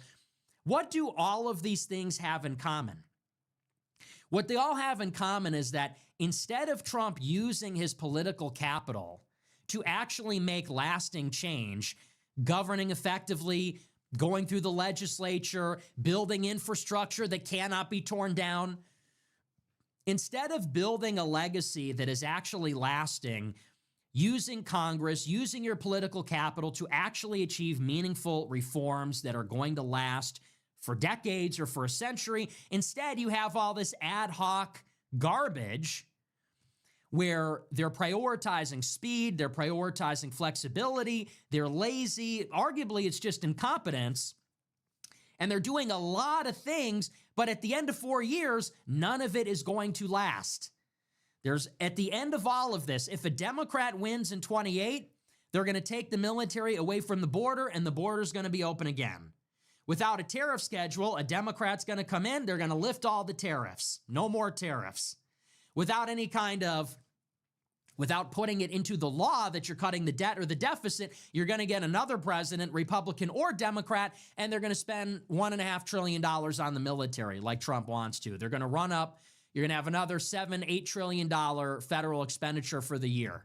And the debt is going to keep going up and up. I think we're at 130% debt to GDP. It's just going to keep going higher. It's the same story with every issue. And this is why I say, and we're going to get into this once again a little bit tonight, this is why I say the only thing that is really going to help anything is we absolutely have to have a powerful executive come to power in this country. It could have been Trump. Trump could have done it. He blew it again. I know it's crushing. I know it's sad. I know a lot of people don't like to admit this, but Trump really had an opportunity in 17. He really got another opportunity in 25. He could have been that guy. And arguably, there's very little that would have stopped him. There's very little that would have stood in the way. Look at how quickly and decisively he was able to move in those first few months in 2025. The left was disorganized. We had a unified government. We had both chambers of Congress, the White House, the Supreme Court. We really could have done it, but we just had the wrong guy. We had the wrong guy. We had the wrong people with the wrong plan and the wrong agenda, and now we blew it, and none of this is going to come to fruition. They're running out the clock. We're running out of time. And in 28, it's going to be over. And so this is why I say it's really as simple as we need somebody in 28, and I'm not joking, it's not hyperbole, it's not an exaggeration, it can be done. We really just need a Caesar-like figure, a tyrannical figure that is going to, as a master of governance, that is just going to make some structural, systemic changes to how the government works. Fuck yeah. We need to build a border wall. We need an immigration moratorium. Fucking it. We need some kind of spending moratorium. We need to rework entitlements. You need to have a tariff schedule. Do you know what a tariff schedule is? It means we're going to take a look at every import and export coming into Make and sure out we're of the not United getting fucked. States, and we're going to have technocrats, experts, assign a tax based on that sector, based on that individual good. We're going to bring in the industry experts. And why The can't Nick United just States be used to 35 do this. The already? last tariff schedule, I believe, was passed in the late 1920s, I think around the time of the Smoot-Hawley tariff. We can do these things. It can be done. We can have a powerful executive with technocratic experts, and we could put the country back on the right footing. But we need a radical departure from the past. We need a radical break. And I think that's the only thing that can do it. Otherwise, it's going to be a very slow and painful slide into calamity, into an absolute catastrophe. So Sure. anyway, like I said, if we have time, we'll get into the tariffs. I don't know that we will, though. But if we do, we'll talk about it. Before we get into the news, I want to remind you to smash the follow button on Rumble, smash the like button, leave a comment, let me know what you think about the show. Remember to check out our merch store at Fuentes.store. Get our spring and summer collection. A lot of nice stuff. We have the white America First hat. We got the shorts. People are loving the shorts. And we have a bunch of other stuff. I don't really feel like showing it. But check it out, Fuentes.store. And if you want to support the show even more than you already are, remember to go to AmericaFirst.plus. $15 a month to become a Plus subscriber. You get access to every episode of the show, every debate, every commentary stream, every gaming stream, every collaboration. It's all there. And we have an RSS feed, MP3 format, MP3 download. So I know some people like to download the show. They like to watch it on their commute to work or listen to it. It's a good option. $100 a month to get access to the Telegram group chat with me, the $100 a month club, and I'm in there. I was in there all day yesterday, all day today, hanging out, talking with you guys about everything and anything, dropping voice messages, bonus content, giving you really the inside baseball. And honestly, today is one of those days when you really get the value. And really this whole week, because there's been a lot of drama, there's been a lot going on. And so like this week is the week you want to be in the $100 a month club, because I don't really talk that much about the drama on the timeline. If you go on the timeline, I'm all about the business. I'm talking about our mission, which is to get the Democrats elected to Congress. I'm talking about the mish. I'm responding to edits of myself. On Telegram, I'm posting funny stuff. But if you really want the inside baseball, if you want the drama, you want the dirt, you want to talk shop, I'm in there. That's where to go, AmericaFirst.plus. Okay, so with that out of the way, we're going to get into it. And look, once again, we're going to get back into this. Before we even get into Iran and everything else, we're going to procrastinate a little bit more. So I don't really know what is going on. I'm a little confused. Do I have a karmic debt? Like, what is going on? Like, seriously, did Palantir make the call? What is happening here? Because it is like for the past 2 weeks, I have been under this coordinated attack. Think about it. All of a sudden, Jonathan Greenblatt goes on TV and says he's going to get every Groyper clipping account banned from Instagram. The Atlantic does a huge hit piece about how all my clips need to be banned on Instagram. The Canadian broadcasting company, State Media, shuts down Entropy, which is how I make the super chats. They literally fly out to Asia and they do a big hit piece on my Super Chat platform. Washington Post does a giant, like 5,000 word hit piece on the Super Chats, invoking Christine from Ohio, talking trash about the show, all this other stuff. Then they do this skin suit conference this past weekend where they bring in all the ops and all the turd worldists, mud slimes, left-wing filth, haters, e-girls, whatever. And then, I don't know, today it's just like the bottom fell out. Everybody's attacking me today. And so I see all this stuff and I'm like, wow, they really don't want white people to vote Democrat. Is that what it is? Think about it. I really didn't even think that was the biggest taboo. There's some red lines you just can't cross, I guess. Lately, you can attack Jews all day long. That's totally in fashion. You can attack Israel. You can be racist. People don't even bat an eye when I say the N-word. Nobody even cares. But you start to say, I'm off the Republican plantation, I'm voting Democrat, and everybody loses their minds. Why? Because all that other stuff is according to their plan. Nick Fuentes is anti-Semitic, says the N-word. The Goyim are waking up. You know, that's all part of the plan. Nobody freaks out because all of that is predictable. All of that is a part of the plan. But you know, for the past 4 years, we've all been saying, hey, Republicans are not doing anything they promised to do. They're not deporting the illegals. They're not keeping us out of the war. They're giving Israel tens of billions of dollars. And the Republicans say, well, what are you going to do about it, huh?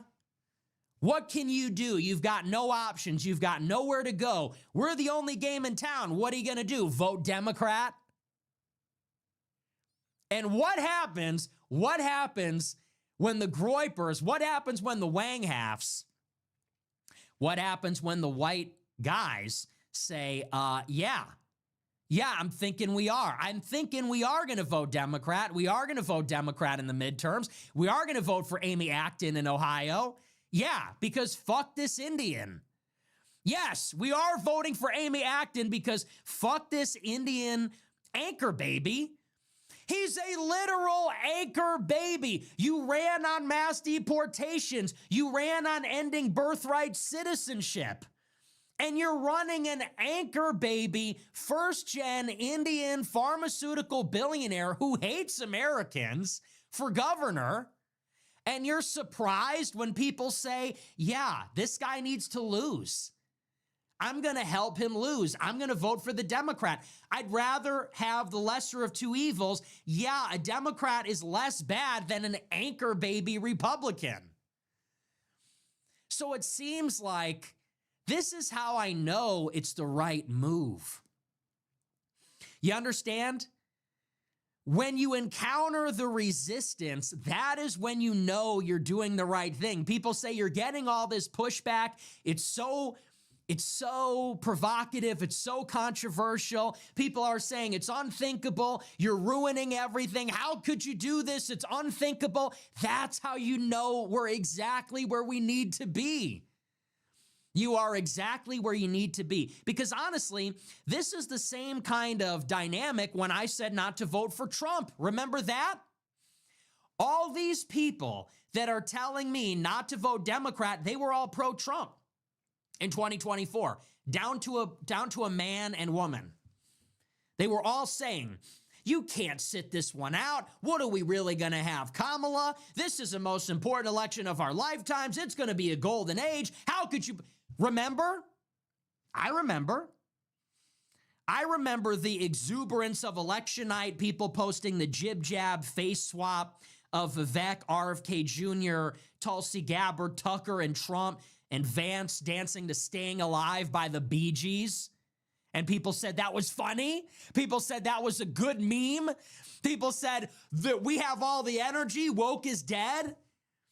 It's all the same people. They were behind then. They were 2 steps behind then, and then they caught up and said, oh my gosh, you were so right. How were we so blind? We kneel. Trump was a Jewish puppet. They're 2 steps behind now, and now it takes them 3 weeks to say, why is he saying to vote Democrat? I don't get it. This is too complicated.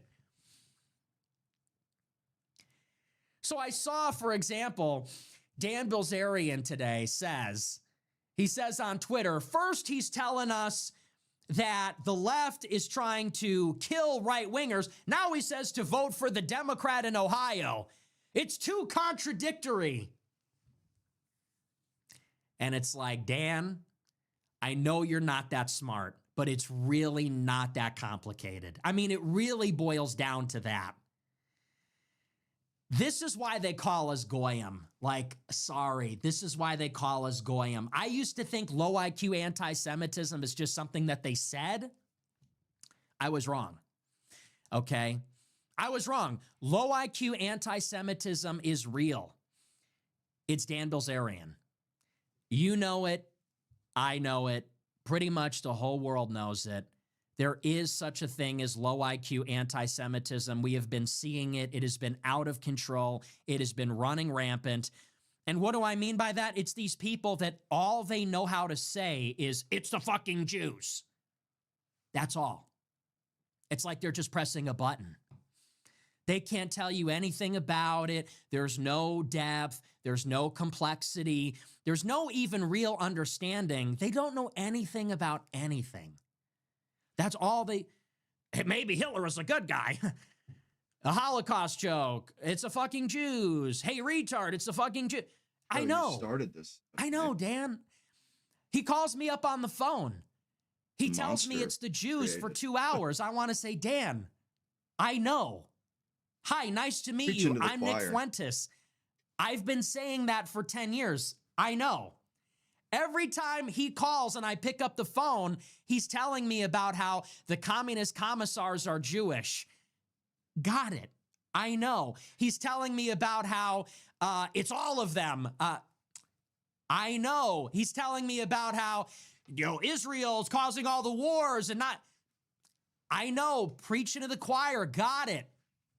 Anyway, so he says, he's telling us that the left is going to kill us, but now you're. Look, I mean, how much clearer can I make it? I've said it.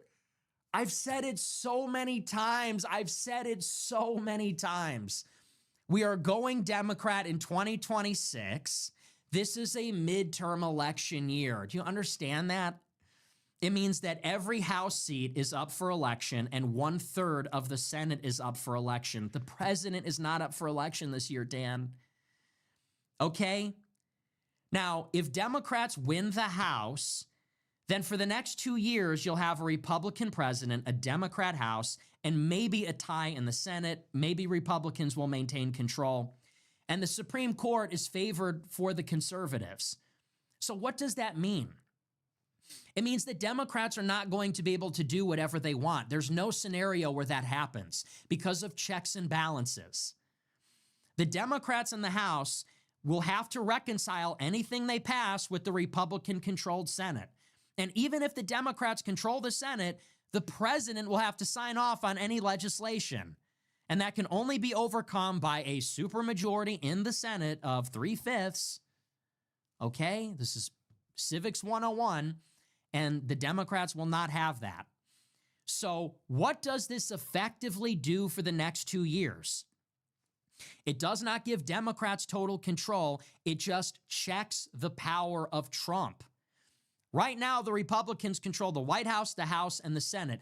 And what that means is that in key votes, like, for example, on the Epstein files, Republicans are able to block that legislation. The only reason that the Epstein files came out is because a handful of Republicans, one of whom who is now retired, Marjorie Taylor Greene, mutinied against the GOP and voted with Democrats. But if Republicans had a bigger majority, they would have been able to bury the Epstein files permanently. The same is true with the War Powers Act. There was a resolution in the Senate to shut down Trump's war in Iran. It was a party line vote. every Republican, with the exception of Rand Paul, voted to prevent the Senate from blocking Trump's war in Iran. If the Democrats controlled the Senate, maybe they would have stopped the war. Okay, so this is just basic stuff. What's more, the Democrats control the House. Under the Constitution, they gain oversight powers. What does that mean? It means they can subpoena, compel the release of documents, they can depose, compel testimony, they can create subcommittees, and what they will do almost certainly is they will investigate the Trump government. Don't we want that? If Trump is in the Epstein files, don't we want the Democrats to impeach him?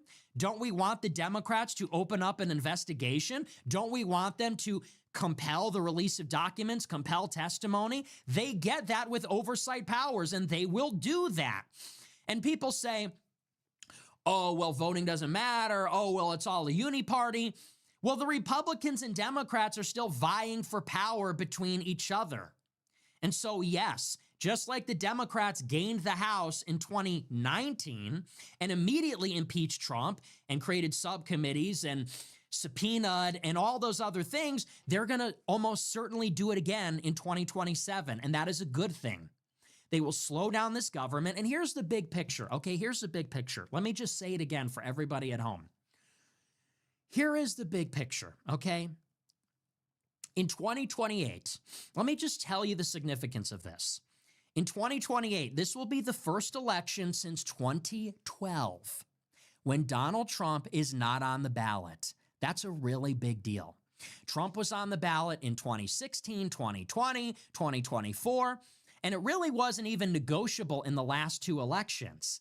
In 2016, there was a real primary contest, and the people chose Trump. But in 2020, he was running as an incumbent, so there was no primary. And in 2024, he might as well have been running as an incumbent because he was seeking a non-consecutive second term, okay? So 2028 is going to be the first time in 16 years, it will have been 16 years since Trump is not on the ballot. And obviously, so much has changed in 16 years, much of it having to do with Trump. So going ahead to the 2028 primary, I believe that the right wing in this country, the white people, the Christians, the conservatives, the nationalists, the immigration hawks, the anti-war people, the social conservatives, I believe that anybody that would identify as right-wing or Republican or as part of the opposition, we deserve an opportunity to have a fair fight. And by that, I mean we should get options. This is the first time that Trump is not going to be shoved down our throat. So 2028, we should have an open primary where we actually have a competition. It should be competitive, and we should have a lot of different voices and get a say in where the Republican Party is going to go after Trump and where the country is going to go. This is vital because on the Democrat side, you know what you're going to get. On the Democrat side, like I will be the first one to say the Democrats are fucked, okay? And they do want to kill us, and they do want to destroy us. They're going to put up somebody, like, they don't even want to entertain the notion that they'll nominate a white man, okay? We're getting BLM on steroids. We're getting the trans agenda. We're getting democratic socialists. We're getting people like Hassan Piker and Zohran Mamdani. We're getting feminists. We're getting absolute garbage. We know we're going to get garbage from the Democrats. We know what we're getting. Nobody wants that to happen, okay? I want them to win in 26 for those reasons. I do not want them to win in 28. I do not want a Democrat to be in charge of law enforcement at the federal level, which is what happens in a presidential election year. I do not want a Democrat to have a unified government, meaning to have the White House and both chambers of Congress. That would be ruinous. And yes, they would kill us if they did that. So we know what we're going to get with the left. It's going to be garbage. We know that's not something that we can entertain. So the only opportunity that we have is if we get a good Republican nominee. We need a good, because that's the only place where you're going to get nationalism. You're not going to get a nationalist, an immigration hawk. You're not going to get somebody that is going to restrain Jewish power in the Democratic Party. It's only going to come from the Republican side, but from a specific faction. And that faction can only exercise influence during the caucus and primary process, during the Iowa caucus, during the New Hampshire primary. That's where, if you have 15 candidates, you only need a candidate getting a plurality of the votes to get the delegates. So, if you have a big crowded field and the vote is split between 10 or 15 people or something like that, that is where the Groypers or the nationalists or somebody that is truly savvy, they won't even need to win a majority of everybody. They're just going to need to rack up enough delegates with a plurality. That is our opportunity to get somebody sympathetic in the White House, which is where it counts. Okay? Now, let's think ahead to 2028. What is happening right now is that there is a shadow war between J.D. Vance and Marco Rubio. They both want to be coronated. Neither of them wants a primary process. They don't want to compete. They don't want to have to fight off against a dozen other candidates. And the party, and by that I mean the endorsements, the rank and file, the conference in Congress, the donors, they're making their decisions about which of these candidates, the VP or the Secretary of State, are going to be coronated as a successor. And once that decision is made, the whole party is going to line up and consolidate behind one of them. And if you have one super powerful candidate, like let's say J.D. Vance is the guy and Rubio falls in line, then he is going to crush everybody in Iowa. He's going to crush everybody in every primary, and he's going to be the guy. Or vice versa. If everybody consolidates behind Rubio, then Rubio's the guy and Vance falls in line and he's just going to crush everybody. And both of them are unacceptable. J.D. Vance has his connections with Palantir. Rubio has his connections in Florida with Miriam Adelson and with the rest of them, Paul Singer. Both of these options are totally unacceptable. So think about 2028. You have on the Democrat side, Gavin Newsom, terrible. AOC, terrible. J.B. Pritzker, terrible. Each worse than the last. And on the Republican side, if we do nothing, it's going to be Vance, terrible, or Rubio, terrible. All bad options. I'm thinking ahead to 2028. I want Vance and Rubio to be as diminished as possible. And that only happens if the Trump administration is sabotaged.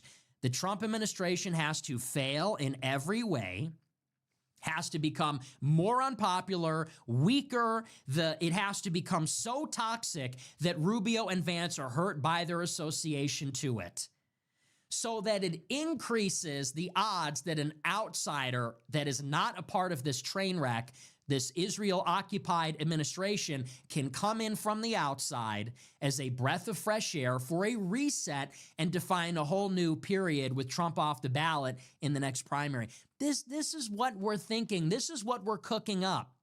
And what's funny, so I've explained this like 100 times. I've explained it so much, but people just can't wrap their heads around it. They're like, wait, so you're a Democrat? It's like, no, and then they go, wait. So you want to vote for them now, but you're saying they're going to hurt us in 28? It's like, yeah, okay, yes. Yes, I want them to win this election, not the next election. Anyway, so that's the idea. But I'm getting a little bit blackpilled because people are just, here's the thing. It's going to regardless, it's going to happen this way. Okay, screenshot this, screen record this. I want everybody to record how they feel right now. Because in 2028, I'm going to be absolutely vindicated. You are once again watching the magic in action. And this time, I'm going to talk my shit and I'm going to say it confidently with my chest. You might watch those clips from 3 years ago and say, how did he predict the war in Iran? How did he predict that Trump would be this bad? How did he predict that there'd be no mass deportations? How did he predict it down to the month, down to the letter? Those same people are now saying, I don't get it. What, we're Democrats now? Screenshot this. It's happening all over again. I will be vindicated. Democrats are going to win the House. The next 2 years of the Trump administration are going to be a train wreck. He might die in office. I don't want that to happen, but it might happen. He's certainly going to be impeached. They're going to grind every initiative, every program to a halt. He's only going to get more unpopular. And soon, okay, in 2027, the Republican primary is going to begin. The Republican primary for the 2028 presidential election is going to start sometime next year. Like, it might happen in January, it might happen in the spring or summer, but it's going to happen at the minimum, at the earliest, at the midpoint next year. And these are the conversations that people are going to have. The donors are already making their decisions. They want to start donating to Rubio or Vance. All of this is starting right now. We have to start thinking about this right now. And if you want an opportunity, if you even want a chance in hell at having a Groyper president, a nationalist, America First president, we have to start gaming it out right now. And, you know, this relates to what just happened with Casey Push. Okay, Casey Push, who ran against Vivek Ramaswamy in Ohio. So it would have been ideal and probably winnable if a America First candidate ran against Vivek for the Republican primary in the governor's race. Casey Push ran a terrible campaign, raised no money, didn't listen to his advisors, and he still got 18% of the vote. And people are right that that's a big deal. It's huge. He got over 100,000 votes, and it's true, he raised no money, had no operation, did no events, no virality at all, nothing. But you know what he says after he loses this winnable election? He says, well, I only raised $100,000 and I've only been in it for 5 months, so that's pretty good. And people say, why aren't you supporting this guy? Here's the difference. I don't want to be a day late and $1 short and fucking lose and then shrug my shoulders and say, hey, not bad. No, we need to win. We need to win. So there's all the difference in the world between somebody who gets red-pilled yesterday, sees a race, goes all in with no intention of winning, 5 months before the primary, doesn't even know if they're going to be on the ballot, and says, hey, let's just give it a shot. Look, we're not taking this seriously. Nobody really plans on winning. Maybe it'll go well. Who cares? No, that's not good enough. The 2028 primary is winnable. But listen, it's a presidential primary. If we're going to have a chance, you got to take it seriously. And taking it seriously means you need to think that far ahead. And it is a bit convoluted. Okay?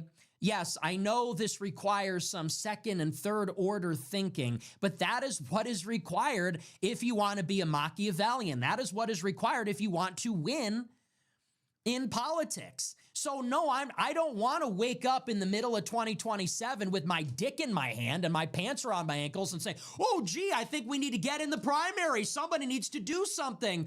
Let's start a campaign and not know if we're on the ballot. No, we need to think about this now. And we need to think about the challenges that we are going to face. And I'm telling it to you right now. I'm not a fortune teller. I'm not an oracle. I'm not a soothsayer. Love that. But next year, our top op is going to be J.D. Vance and Marco Rubio because they have the boss. Trump is formally the head of the party as the president. They are second and third in the chain of command in the government. I think Secretary of State is fourth. I'm not sure. But it's like Vance and Rubio, formally in government and informally in the party, they are the successors. And they are going to suck up all the money, all the earned media, all the attention, and all the votes if there is not a wrecking ball that hurts them. I can't destroy them. The Groypers are not strong enough to destroy the GOP machine, but the Democrats are. If the Democrats are empowered in 26, because they are naturally set against Republicans, they are powerful enough to degrade meaningfully their chances of winning. How? Democrats having oversight power will subpoena and depose members of the Trump government. They will expose the fraud. real fraud, real corruption, real Epstein stuff. The rest of it, it is going to be so radioactive and poisonous and toxic. It is going to seriously wound everybody in this administration. And that is good because those are the people we're going to be fighting against in the 2028 primary, which starts next year. So, that's all I have to say to all these people is call me when you want to get serious, okay? This cutesy stuff where you go on Twitter and say, oh, maybe Hitler was the good guy. It's fine. It's fun. It's fine. Hit of dopamine. It's a viral post. It's great. Whatever. Call me when you want to get serious, because when you get serious, you start looking at power. You start thinking about how power works. And that's how we have to think about these problems. That's how we have to think about these challenges. Take it from me. I'm not just a 10-year veteran of, talking about Jews. I don't just go on the show and say Jew for 10 years. I've also been a student of the Trump movement. I've known people in the administration in the first term, in the second term. I know the donors. I know high-level officials. I know how this went the first time. I know how and where it went wrong. I know what happened the second time around. I know how and where it went wrong. I lived it. I lived through it. I lived through the first 4 years of Trump and the campaign and all the fights happening in the bureaucracy. I lived through the 4 years of Biden and the prosecution or persecution of the dissidents and playing that whole game and being in the opposition, Republicans running in 22 and fucking us over even then. Marjorie Greene's deal with Kevin McCarthy, we were there for that too. And then throughout this whole process, this election, this term, the personnel, so it's a dual track. Like, yes, we have been ascending in our understanding and consciousness of the Jewish problem or Jewish power, whatever. We've also been ascending in our consciousness and understanding of politics and how all of that works in Washington. And I'm telling you, Vance is our biggest op. Vance, Rubio, if you're looking for the biggest enemy of right-wing nationalism, it is the conservative center-right, which is going to squelch us. They're going to fucking suffocate us. And no one is taking this seriously. There is so much money being poured into that, laying the groundwork. Think tanks and nonprofits and a cadre of influencers, and they're getting the comedians in Austin, Texas on board. They're getting all this stuff ready. They have been planting these seeds for years. They have been planting these seeds for the past 10 years. And they are setting up, I am telling you, Tucker and Vance and NatCon and Yoram Mazzoni and Barry Weiss and all of this, they're all doing it to suffocate and siphon energy from the dissident right, from the nationalists, pouring it all back into a Vance 28 campaign, a Rubio 28 campaign. And you can expect just as much America First from that as you got in this administration, which is none, which is nothing. And nobody has taken that seriously. And numbnuts, and all these other people, they just cannot even begin to understand anything that I just said because they do not care and they don't know the first thing about politics. So, enthusiasm is no substitute for cleverness. And that's really what they think. There are no participation trophies in this war, okay? Casey Push and every other loser, this long list of has-been and never was, failed candidates and influencers and whoever, there are no participation trophies. You do not get a blue ribbon for enthusiasm. There is no, at least I tried, at least I did something. Hey, I don't know if it's going to work. I don't care if it's going to work. It didn't work. At least I did something. That's not good enough. That's not enough. It has to work. And for it to work, it has to make sense. And it might be convoluted, and it might be ambitious, and it might be a little bit too complicated for your small head to understand. But that's how it has to be if we want to win. Time to get fucking serious. I'm going to run against Randy Fine. Dude, it's everybody that lives in your district is an old boomer evangelical. It just doesn't even make any sense. So, no. There are now 2 tracks diverged, and honestly, it's a good thing. Honestly, it's a good thing. Let that be a magnet for every dummy. Let that be a magnet for every dummy, every numbnuts, every low IQ person, everybody that just wants to do something. Let that be a magnet for all of the refuse and the lumpen, and let this be a magnet for the elite human capital, for people that want to think deeply about these problems. You don't even have to agree with me necessarily, but we do need to be on the same page that we're going to need a big picture. We're going to need a big idea. We're going to need a better mental model of the world than whatever is going on that side, okay? So it's fine. So honestly, it's fine. And that's the big idea. That's been the big idea. I've been saying it for a long time. I said it in 2024. I said, we got to go against Trump. Nobody wanted to go there. They were too late. And now here I am saying the same thing. I'm like, we got to up the ante. We got to go Democrat. We got to break the mold, break that taboo. We got to do it just once. And once again, people are saying, oh, it's too far. Oh, it's too complicated. Oh, I don't get it. So, but here's the thing. I let the predictions do the talking. I'm not going to argue anymore. I'm not going to make the case anymore. I've made the case. And here's the good thing about this show. I always have my record.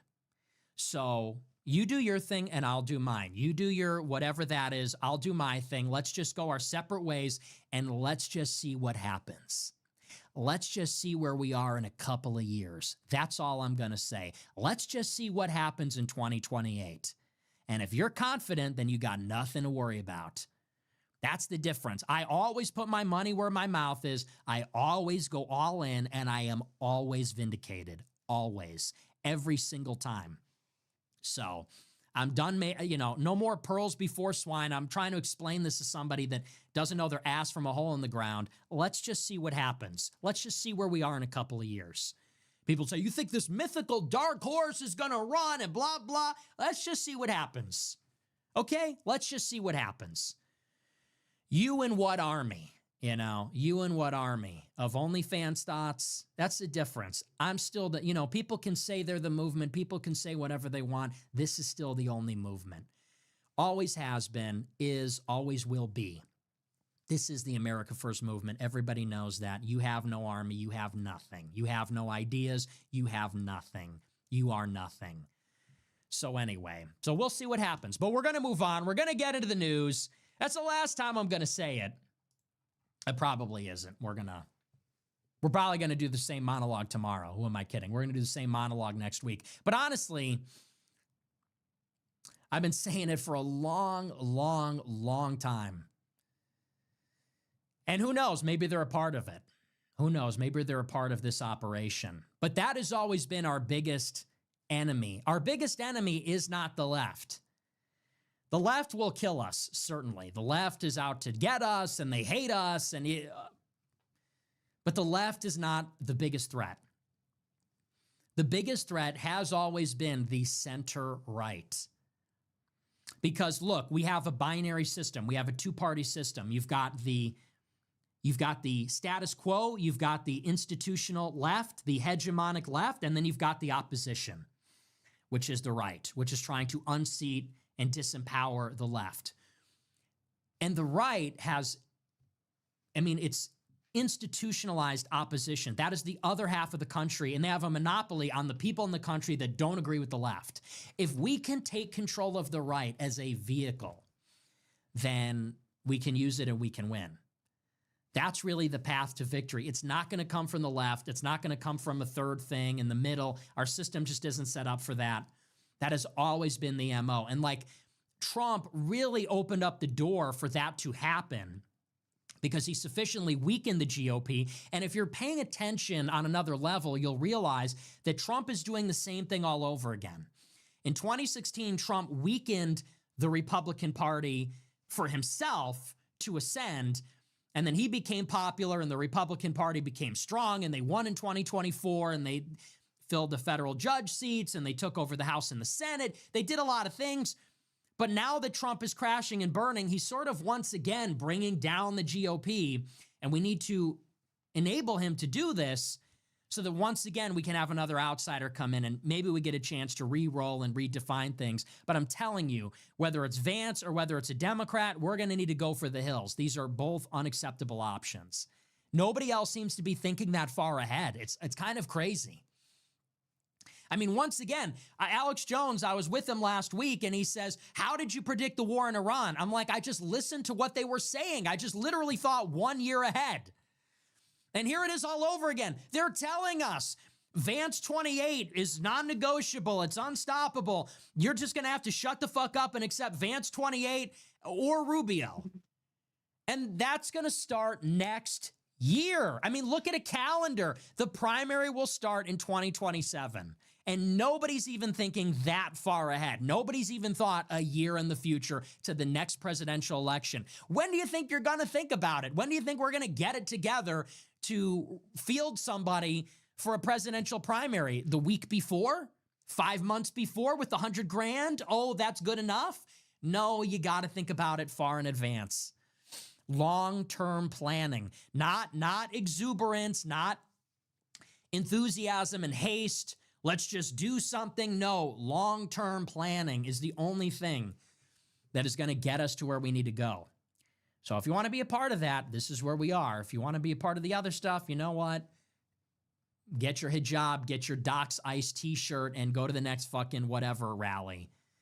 And you could do that. Honestly, they're doing us a favor. It's another foil for the America First movement. All right, but anyway, we're going to take a look at our super chats. I don't even think we're going to get into Iran. I mean, should we? Yeah, we'll talk a little bit about Iran.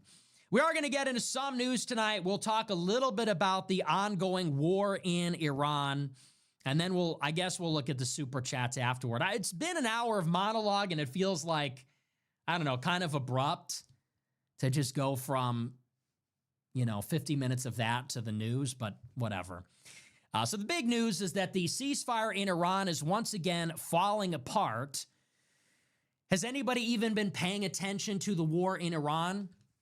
We will catch you up to speed on it a little bit. The big development today is that the United States has bombed Iran for the first time in 4 weeks since the ceasefire was promulgated.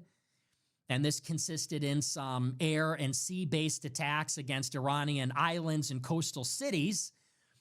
And this was in response to an Iranian attack on U.S. destroyers in the Strait of Hormuz earlier today. So this is a story from the New York Times, and then we'll kind of work backwards and catch up to speed on how we got here. It says, quote, the United States said it attacked military sites in Iran on Thursday in retaliation for unprovoked Iranian attacks. U.S. Central Command said in a statement that Iranian missiles, drones, and small boats had attacked 3 U.S. destroyers in the strait, but that U.S. forces had eliminated inbound threats. The statement said that in response, the U.S. military had targeted Iranian military facilities responsible for attacking U.S. forces, including missile and drone launch sites, command and control locations, and intelligence surveillance and reconnaissance nodes. The Iranian military accused the United States of violating the ceasefire a day earlier by firing on an Iranian oil tanker that was heading toward the Strait of Hormuz. It said it had retaliated by attacking U.S. military vessels in the region. So this was like a tit-for-tat thing. The U.S. has imposed a blockade on the Strait of Hormuz against Iranian commercial shipping. So Iran closed the Strait of Hormuz using drones and missiles and sea-based mines to any commercial shipping that has not gotten permission from the IRGC. Well, the United States has imposed a blockade of their own using these U.S. Navy destroyers in the Arabian Sea, and they are attacking any and all inbound or outbound Iranian commercial shipping. So Iran is attacking everybody else. We are attacking their shipping. So yesterday, Iran apparently attempted to bypass our blockade. The United States enforced it by attacking one of their chemical tankers. Iran saw that as a violation of the ceasefire. They retaliated by attacking the U.S. destroyers with speedboats that attacked their chemical tanker. In response to the attack on the destroyers, the U.S. had to retreat, and then we went in and bombed the Iranian coastline and the islands. So it was a little tit for tat. We enforced the blockade, they attacked the destroyers, so we then bombed their coastline. President Trump told reporters on Thursday evening that the ceasefire was still intact even after the exchange of fire. The back and forth came as explosions shook Iran's Qeshm Island and the city of Bandar Abbas, shipping centers on the Strait of Hormuz, as well as the country's capital, Tehran, according to Iranian news media and citizens posting on social media. Iran's armed forces said that the United States and its supporting countries were responsible and that the strikes had come after exchanges of fire between U.S. and Iranian vessels in or near the Persian Gulf. A spokesman for Iran's Islamic Revolutionary Guard Corps wrote on social media that the U.S. has violated the ceasefire. Hours before these accusations, 3 Iranian officials said that the two countries were debating a one-page proposal for the United States to lift its blockade on Iranian ships and ports, for Iran to open the strait to unimpeded commercial traffic, and to end the fighting for 30 days while negotiators try to reach a comprehensive peace settlement. The key stumbling block to an initial agreement is what to do about Iran's nuclear enrichment program and its stockpile of highly enriched uranium. Okay. So, ceasefire, Iran, where are we? So we are in the phase of the Iran war of the ceasefire. The Iran war went on from February 28th until 4 weeks ago, you might remember, when the original ceasefire was announced. And this followed all of those deadlines and ultimatums. There's been a few phases in the war. We came in really heavy with Israel in our surprise attack on Iran, purpose of which was to topple their government. Came in with everything we had, killed their supreme leader, and the idea was the government would collapse, regime change would happen organically from the people, and that would be the end of it. We thought it would be like Venezuela. But the days went on, weeks went on, and we realized that would not happen. The Iranian regime chose a new supreme leader. It seems that their military was decentralized and resilient enough that they were still capable of carrying out drone and missile attacks. And critically, Iran did move and was able to close the Strait of Hormuz. So these were some of the things that took place that changed the nature of the war. We thought we would topple the government. We wouldn't have to worry about the strait. We thought we could topple the government and that would be the end of it. But because Iran's regime was durable, they were able to still carry out attacks, and that gave them the capability to indefinitely close the strait. And that's what we were not counting on. Because the IRGC was decentralized and the command structure was decentralized, even though we eliminated a good percentage of the higher-ups, the senior leadership, up to and including the supreme leader, all of these other IRGC commanders dispersed throughout the country were still able to launch drones and missiles, and that is their capability, which allows them to close the strait. And so they closed the strait, they were able to continuously keep the strait closed, and then that put pressure on the United States because of the global price of energy. And at that point, it became a war of attrition. And we've talked a lot about this. The United States thought that if we just kept up the military pressure, that would eventually get Iran to fold, even though we were under economic pressure. But as the weeks went by, it became clear that there was nothing that we could do militarily, only using air and sea power, that would prevent Iran from keeping the strait closed.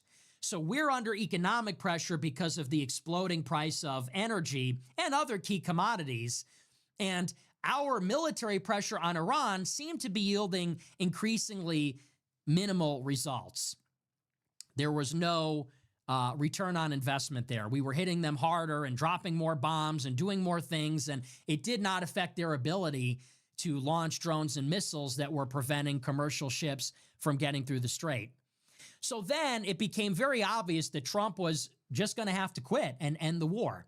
And he was looking for ways out, looking for ways that we could increase the pressure on Iran. We talked about all those different options. Blockade. They talked about invading the islands. They talked about bombing civilian infrastructure. They talked about paratroopers landing in the Iranian mainland, all sorts of things.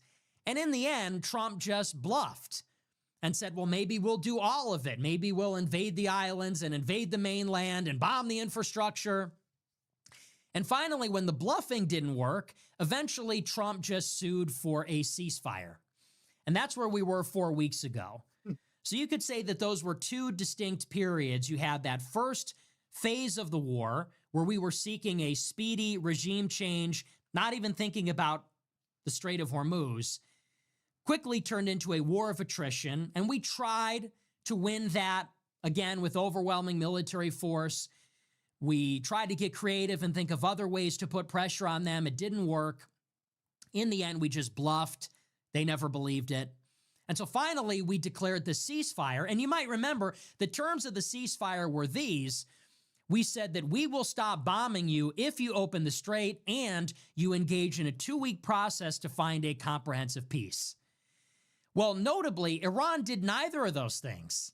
The Strait of Hormuz has remained closed since the ceasefire happened initially, and throughout that 2-week period, there was only one meeting in Pakistan, and it did not go well at all.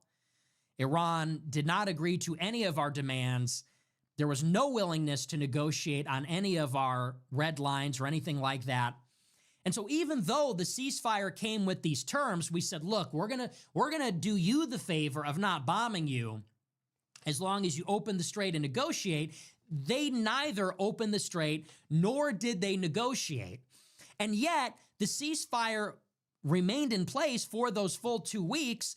And then when the ceasefire was supposed to expire, Trump extended it indefinitely. Now, what does that tell you? It tells you that we are benefiting from it more than Iran is. We're telling them that we are doing them the favor by not bombing them, but they're not even keeping up their end of the bargain. They've maintained control of the strait, and they're not letting shipping go through. And they're not realistically negotiating with us in good faith. And yet not only did the first ceasefire expire, but it was extended indefinitely. And now here we are, 2 weeks and 2 days after that original extension. So where does that bring us today? Well, again, what was being talked about was a new temporary agreement where the United States would end its blockade over the strait, Iran would open the strait to commercial shipping, and then there'd be a new 30-day window. Okay, so originally there was a 2-week window. Now they're saying there'll be a 30-day window for a more comprehensive agreement to address the root causes and so on. That was being discussed today. But here again are the sticking points, okay? The sticking points are these. When the United States is asking Iran to open up the strait, our expectation is that they are going to leave the strait alone. But that is not Iran's idea.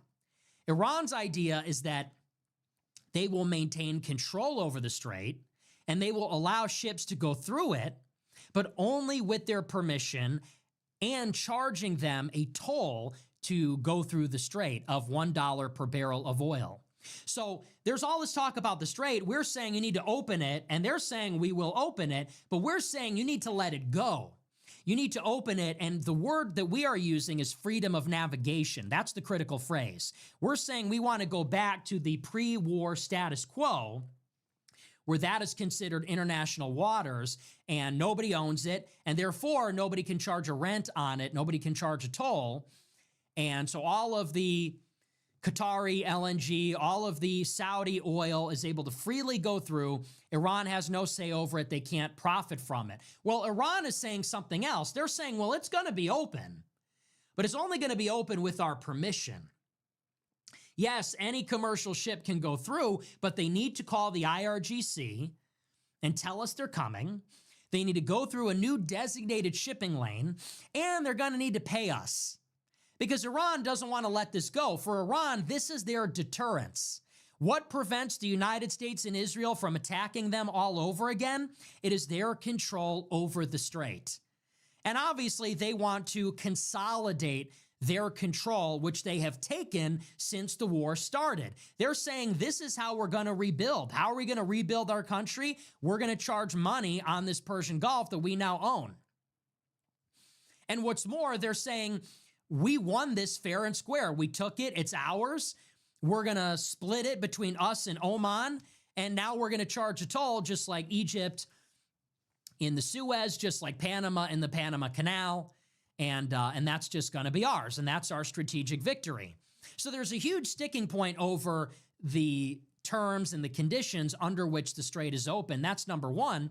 But number two, and this is the big thing, and the Iranians say this, whether we even have another 30-day ceasefire and whether we're able to end the blockade and open the strait, it all comes back to nuclear enrichment.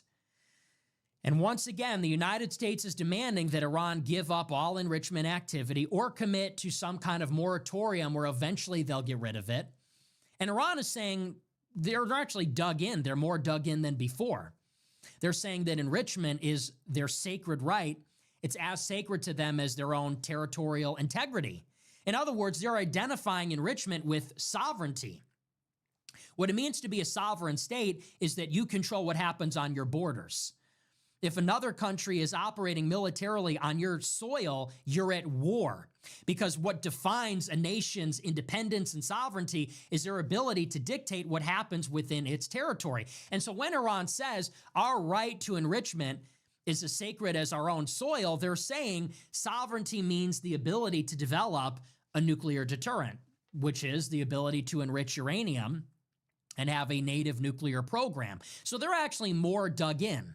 The United States says zero enrichment, no exceptions, no negotiation, no wiggle room. And Iran is saying the exact same thing in the opposite direction. Now, the United States is not going to agree to a short-term thing without nuclear, even though Iran is saying that we can come to a short-term agreement and we'll negotiate the nuclear issue later. Now, why does the United States not want to kick the can down the road on nuclear enrichment? Because we have to assume that if we give Iran 30 days, and then let's say they don't make a deal, and then it's 60 days, and then it's 90 days, for as long as we are negotiating with Iran and we're not bombing Iran, and Iran is not committed not to enrich, we have to assume they're digging out their highly enriched uranium. Or we have to assume that they have other centrifuges in the country and they're enriching more uranium. And maybe they're working to acquire some kind of nuclear deterrent, a primitive one, but maybe they're working to acquire something like that. So there is still a countdown timer here where the United States does not have endless time to negotiate. And we can't give them endless time to negotiate, especially not as long as they are free from military pressure, as long as they're not being bombed. So this is where we are. They say, as they've been saying for this entire time, that we're so close to a deal. Iran wants a deal. They say that the Saudis are pushing us to work through Pakistan to make a deal. All these things, and yet the fundamentals have not changed. The red lines have not changed. Nuclear enrichment is still the impasse. Even the Strait of Hormuz is now an impasse. Iran is never giving that up, and the United States is never going to let them have it. And so in the middle of this process to get a peace process, you've got an exchange of fire. A couple days ago, the UAE is hit with drones and missiles at their oil storage facilities. Yesterday, the U.S. enforces its blockade against Iran and hits one of their tankers. Iran retaliates against U.S. destroyers that have to retreat. The destroyers cannot operate close to Iran because they're too slow. They're going to get hit by drones and missiles. So the United States retaliates by bombing Tehran. Well, now there's a question. Does Iran take that laying down? Iran got hit in Bandar Abbas on Qeshm Island in Tehran, maybe elsewhere. Iran says that wasn't just the United States, but also the Emirates, also the U.S.'s supporters in the region. So now does Iran take that on the chin? This little love tap from Trump? Or now does Iran retaliate against the UAE or against one of the Gulf countries? I would ask another question. Is the UAE trying to restart the conflict? There are some sources that say that the drone attack on the storage facilities in the Emirates came from Saudi Arabia. Was it some kind of false flag? Are they looking for a provocation? Here's my bigger point. The peace process is very fragile because you have a two-way blockade. So this necessarily involves Iran is going to be hitting commercial shipping. We're going to be hitting Iranian shipping. So it already lends itself. We're already set in opposition, and there's a great deal of tension. And on any timeline, we're going to be firing on each other. The United States said on Sunday that we launched a new operation, Operation Freedom, and the U.S. Navy would be escorting commercial ships through the strait. The only reason that got called off on Tuesday is because Saudi Arabia and Kuwait wouldn't let us use their airfields. So we wanted to escalate. We wanted to get more involved. It was the Saudis and Kuwaitis that pulled us back. So the ceasefire is fragile. Point number 2, ceasefire can't really succeed because in order for us to even get a real peace process, there's going to need to be capitulation on one side on one of the important issues. And by that, I mean the U.S. and Iran will have to capitulate on the strait or on nuclear. The U.S. is going to have to give up on enrichment or Iran will. The U.S. is going to have to give up on the strait or Iran will. But there's going to need to be capitulation on both of those issues to even get a protracted peace process going, and that's an impossibility. Neither side is going to give up enrichment. Neither side is going to give up the strait. Third, all the other players in this conflict, I think, want it to keep going. Israel wants it to keep going. The Emirates wants it to keep going. It seems maybe there's a difference of opinion with Saudi Arabia. They seem to be pushing the United States to pursue diplomacy through Pakistan, but it's hard to know what to believe because there's so much lying going on with Barak Ravid and Axios and some of these other sources that are out there. But clearly, this is a very unstable situation that tends toward a resumption of hostilities. If the truce is fragile, if the peace process can't start because there's a true impasse on two very important issues, and if there are players involved, namely Jerusalem or Tel Aviv and Abu Dhabi, that want the war to keep going, then all signs point toward there's going to be a resumption of hostilities, maybe at any time. Now, the only thing to look out for is that in a little bit over a week, Trump is going to visit Beijing and he'll be in China.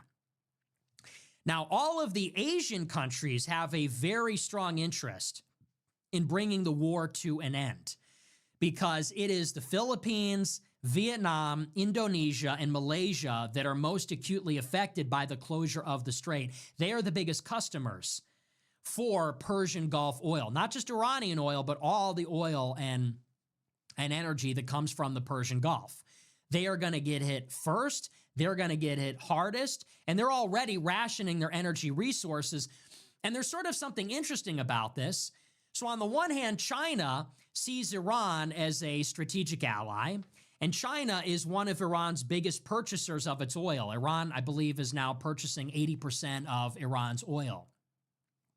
So Iran and China are sort of joined at the hip. And it was said that China pushed them into the ceasefire originally, probably because China doesn't want to see the United States decimate Iran's energy infrastructure. But now there's something interesting going on, which is that as Vietnam and the Philippines and Indonesia are facing these energy shortages and acute energy problems, who are they going to rely upon to get bailed out? A country like the Philippines is a security partner of the United States, but they are kind of an economic partner of China. It is the United States that is inflicting this energy shock on these Asian countries. It's because of our military adventurism that they're having to ration energy, that they are going to face some real economic problems. And who's going to bail them out with credit? It might be China. That is the center of gravity economically in the Indo-Pacific.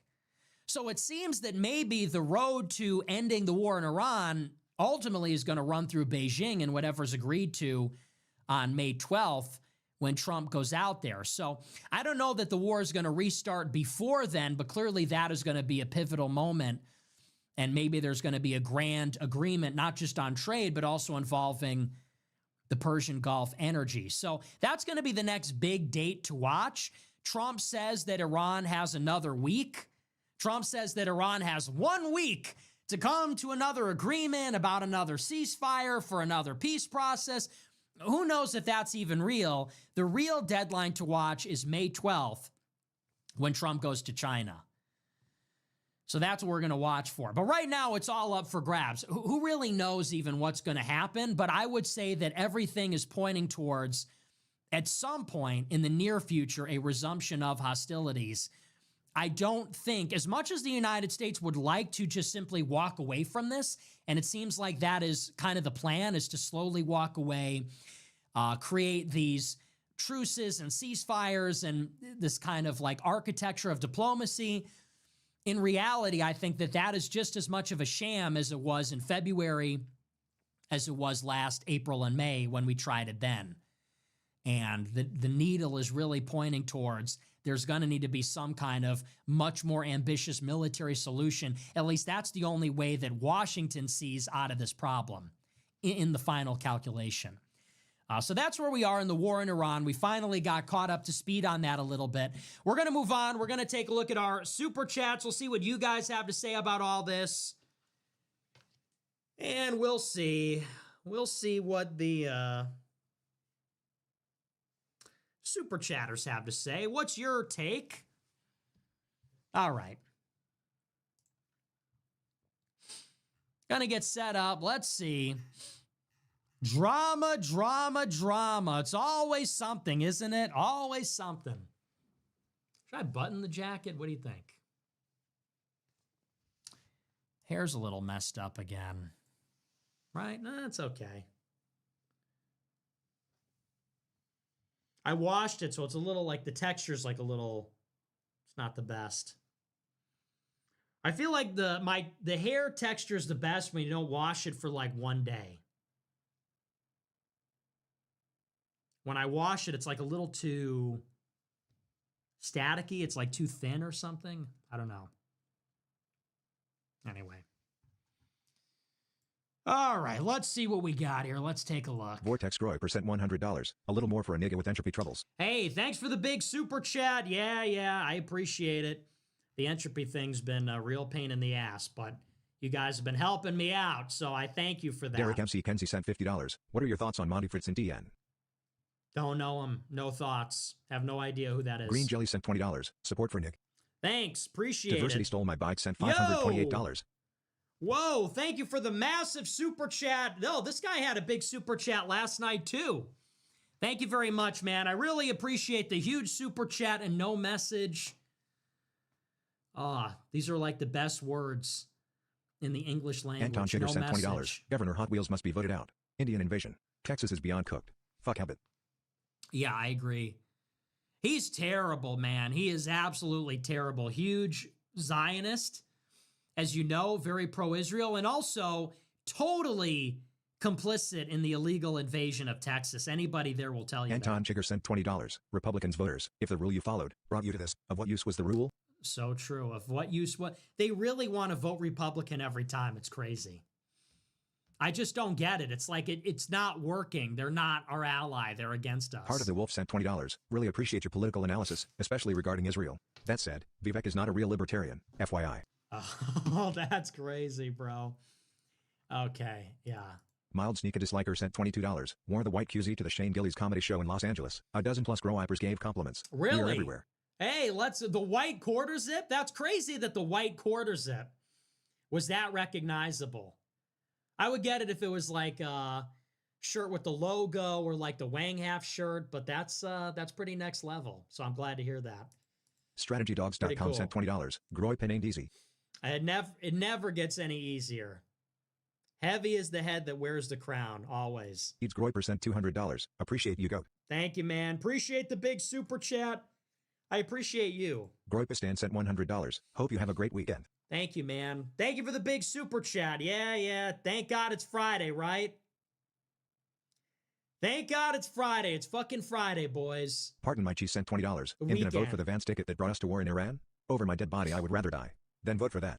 Exactly, bro. Big Chungus Grow I percent $100. Voting blue. You're the GOAT. Thank you for the big super chat. Yep. We had to do it. We had to go off. Thomas Cruz sent $100. Your greatest monologues should be transcribed and compiled into a book. In his own words, the essential monologues of Nick Fuentes bestseller. I just got to write a book. I got to stop being lazy and just write it. Everybody's been telling me forever, you got to write a book, and I'm just, it just seems like a lot of work. One of these days, I got to buckle down and just do it. Do I have another hat here? Which one should I wear?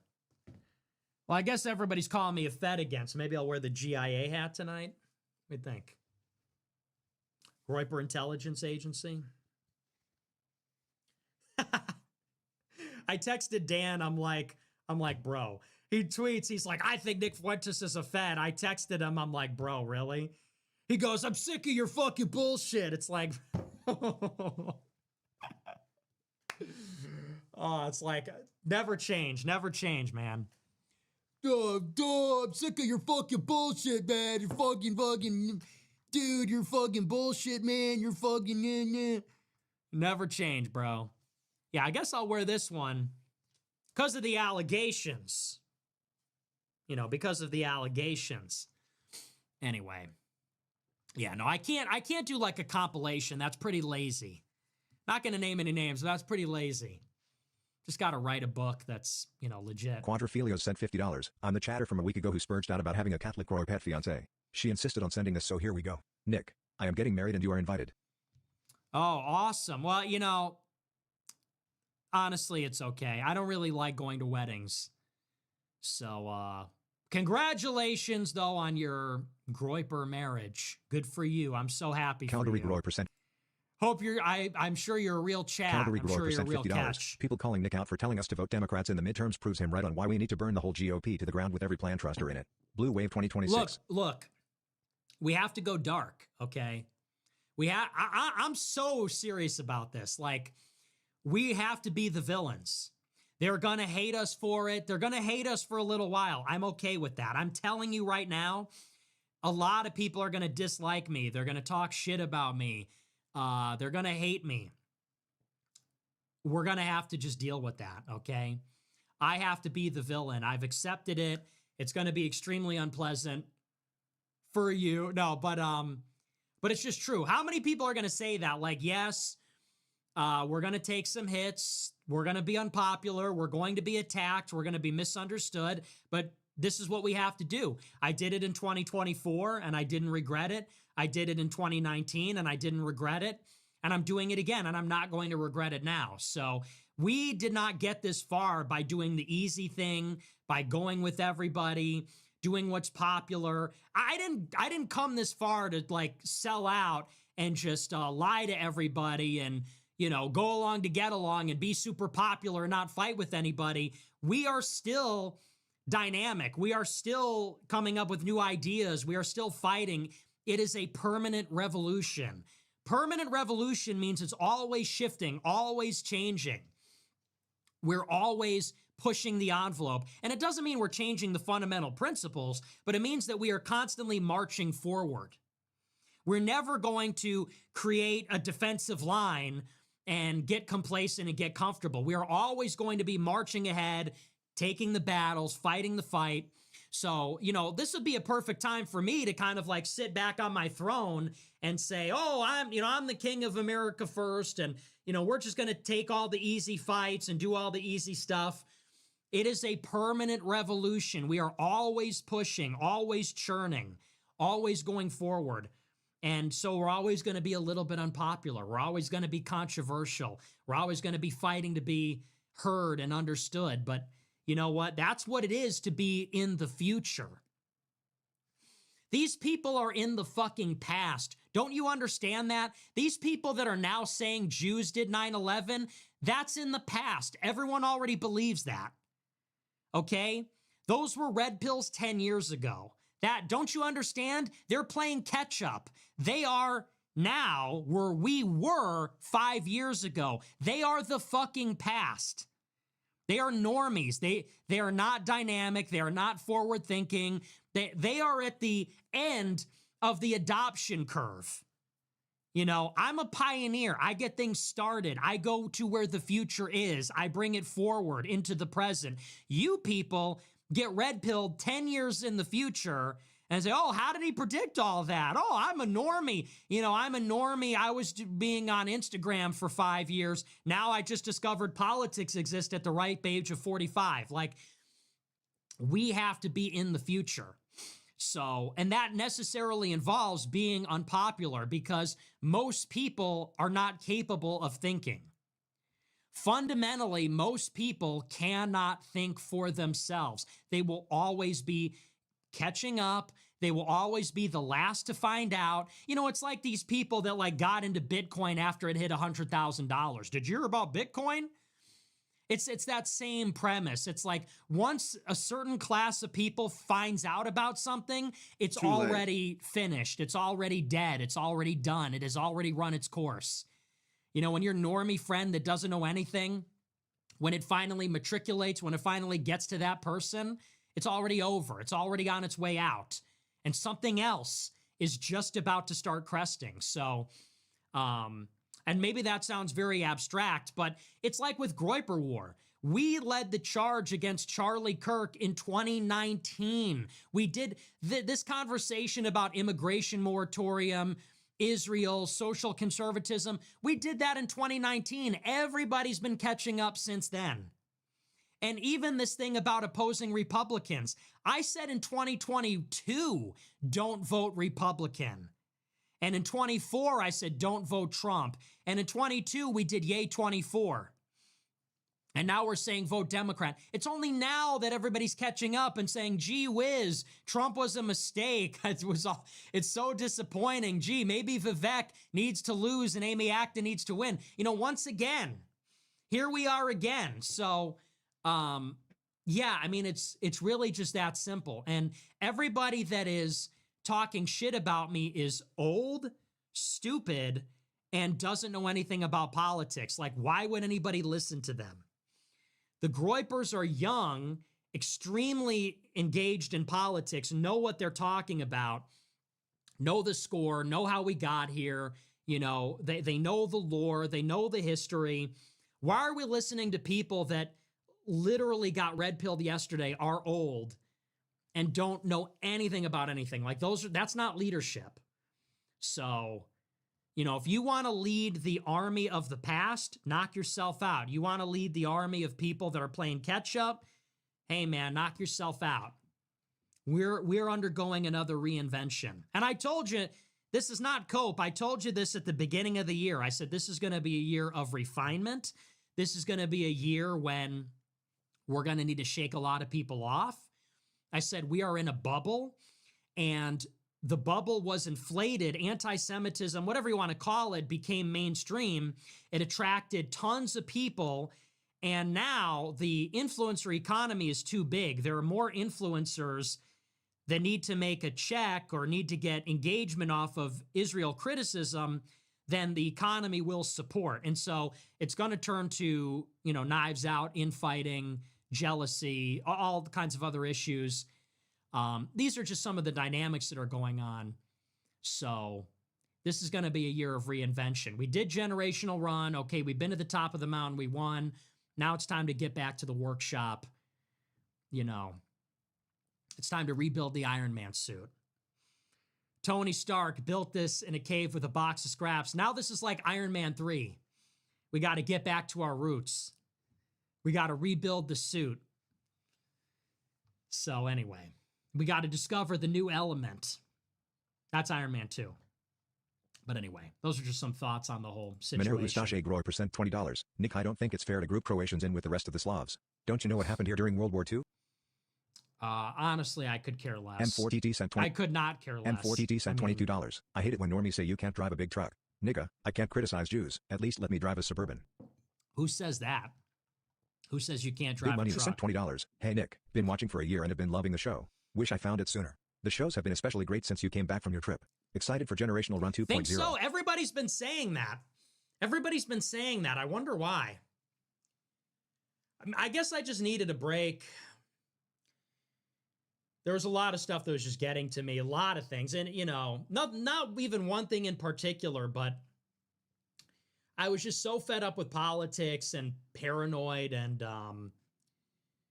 just dealing with a lot of nonsense. And so I had to just take a couple weeks to dig deep and collect myself.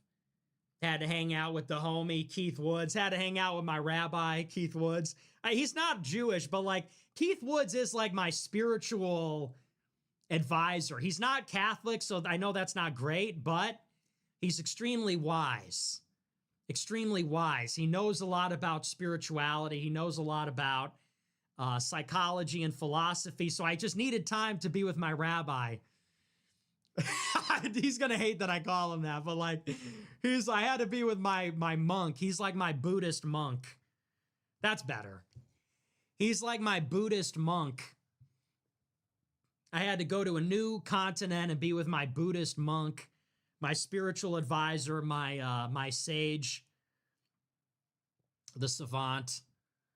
Because I was crashing out hard. I needed a little.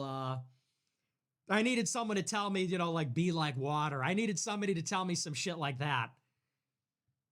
I need somebody to tell me there's a consciousness underneath your consciousness. So, yeah. So I'm glad to hear that. Yeah, it was a very, it was a good trip. Appreciate, you know, Bradley Martin put the idea in my head. He's like, you need to just go to Italy. I was like, that's so true, dude. We need to just do things this year. So yeah, it was a good trip. Ocho Bilo sent $20. Gen X Groy Pet here. Looking forward to the Crowder collab. And after recently rewatching the Candace debacle, I can really see the weight loss. Jawline on point. Mog? Think Yes. so? Thanks. Yeah, I'm mogging a little bit. Fortnite Battle Pass sent $40. Went to trade school before finding the show in late 2024. I plan on becoming a lawyer now.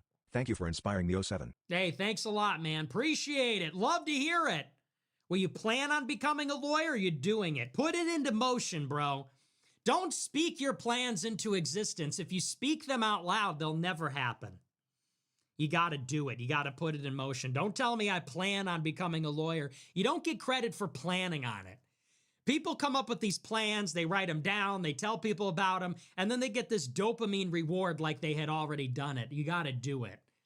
You got to fully send it. But I'm glad to hear it. Bruggoy sent $20. Can you please say Polish people are white so that we can sleep at night? Polish people are white. They definitely are.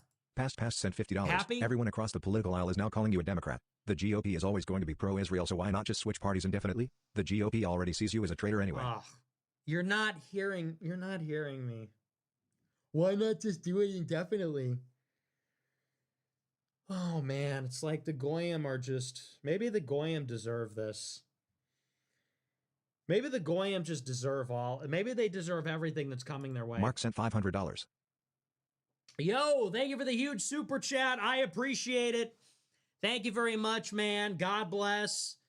07's in the chat for the support.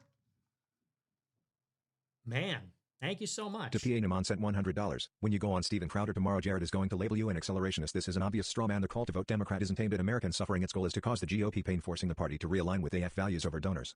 Nick, the only notion with motion. Saluting face emoji. They're my ideas. I know what. Yeah, thank you for the big super chat. I know. You're telling me that like I don't know my own argument. I'm not accelerationist at all. You're totally right. Jordan B. Videos sent $100. You're the man. You've been the man, and you're the man the future needs. Keep up the great work. You're in me and the family's prayers. Thank you for the big super chat. I appreciate it. Jordan B. Good to hear from you, buddy. My man. We love Jordan B. Andrew Johnson 621 sent $20. I was cracking up with that clip Dasha posted on X. The pause and look from Megan had me rolling lol. Keep it up, man, and shout out to all of the UPS grow-wipers out there listening to you delivering. How about it? What's going on with Dasha? What's going on? What's going on over there? What's going on? What's going on to my Red Scare girlies? What's going on over there? Not beating the allegations by saying that. Yeah, how about it? Dude, Megyn Kelly was pressed.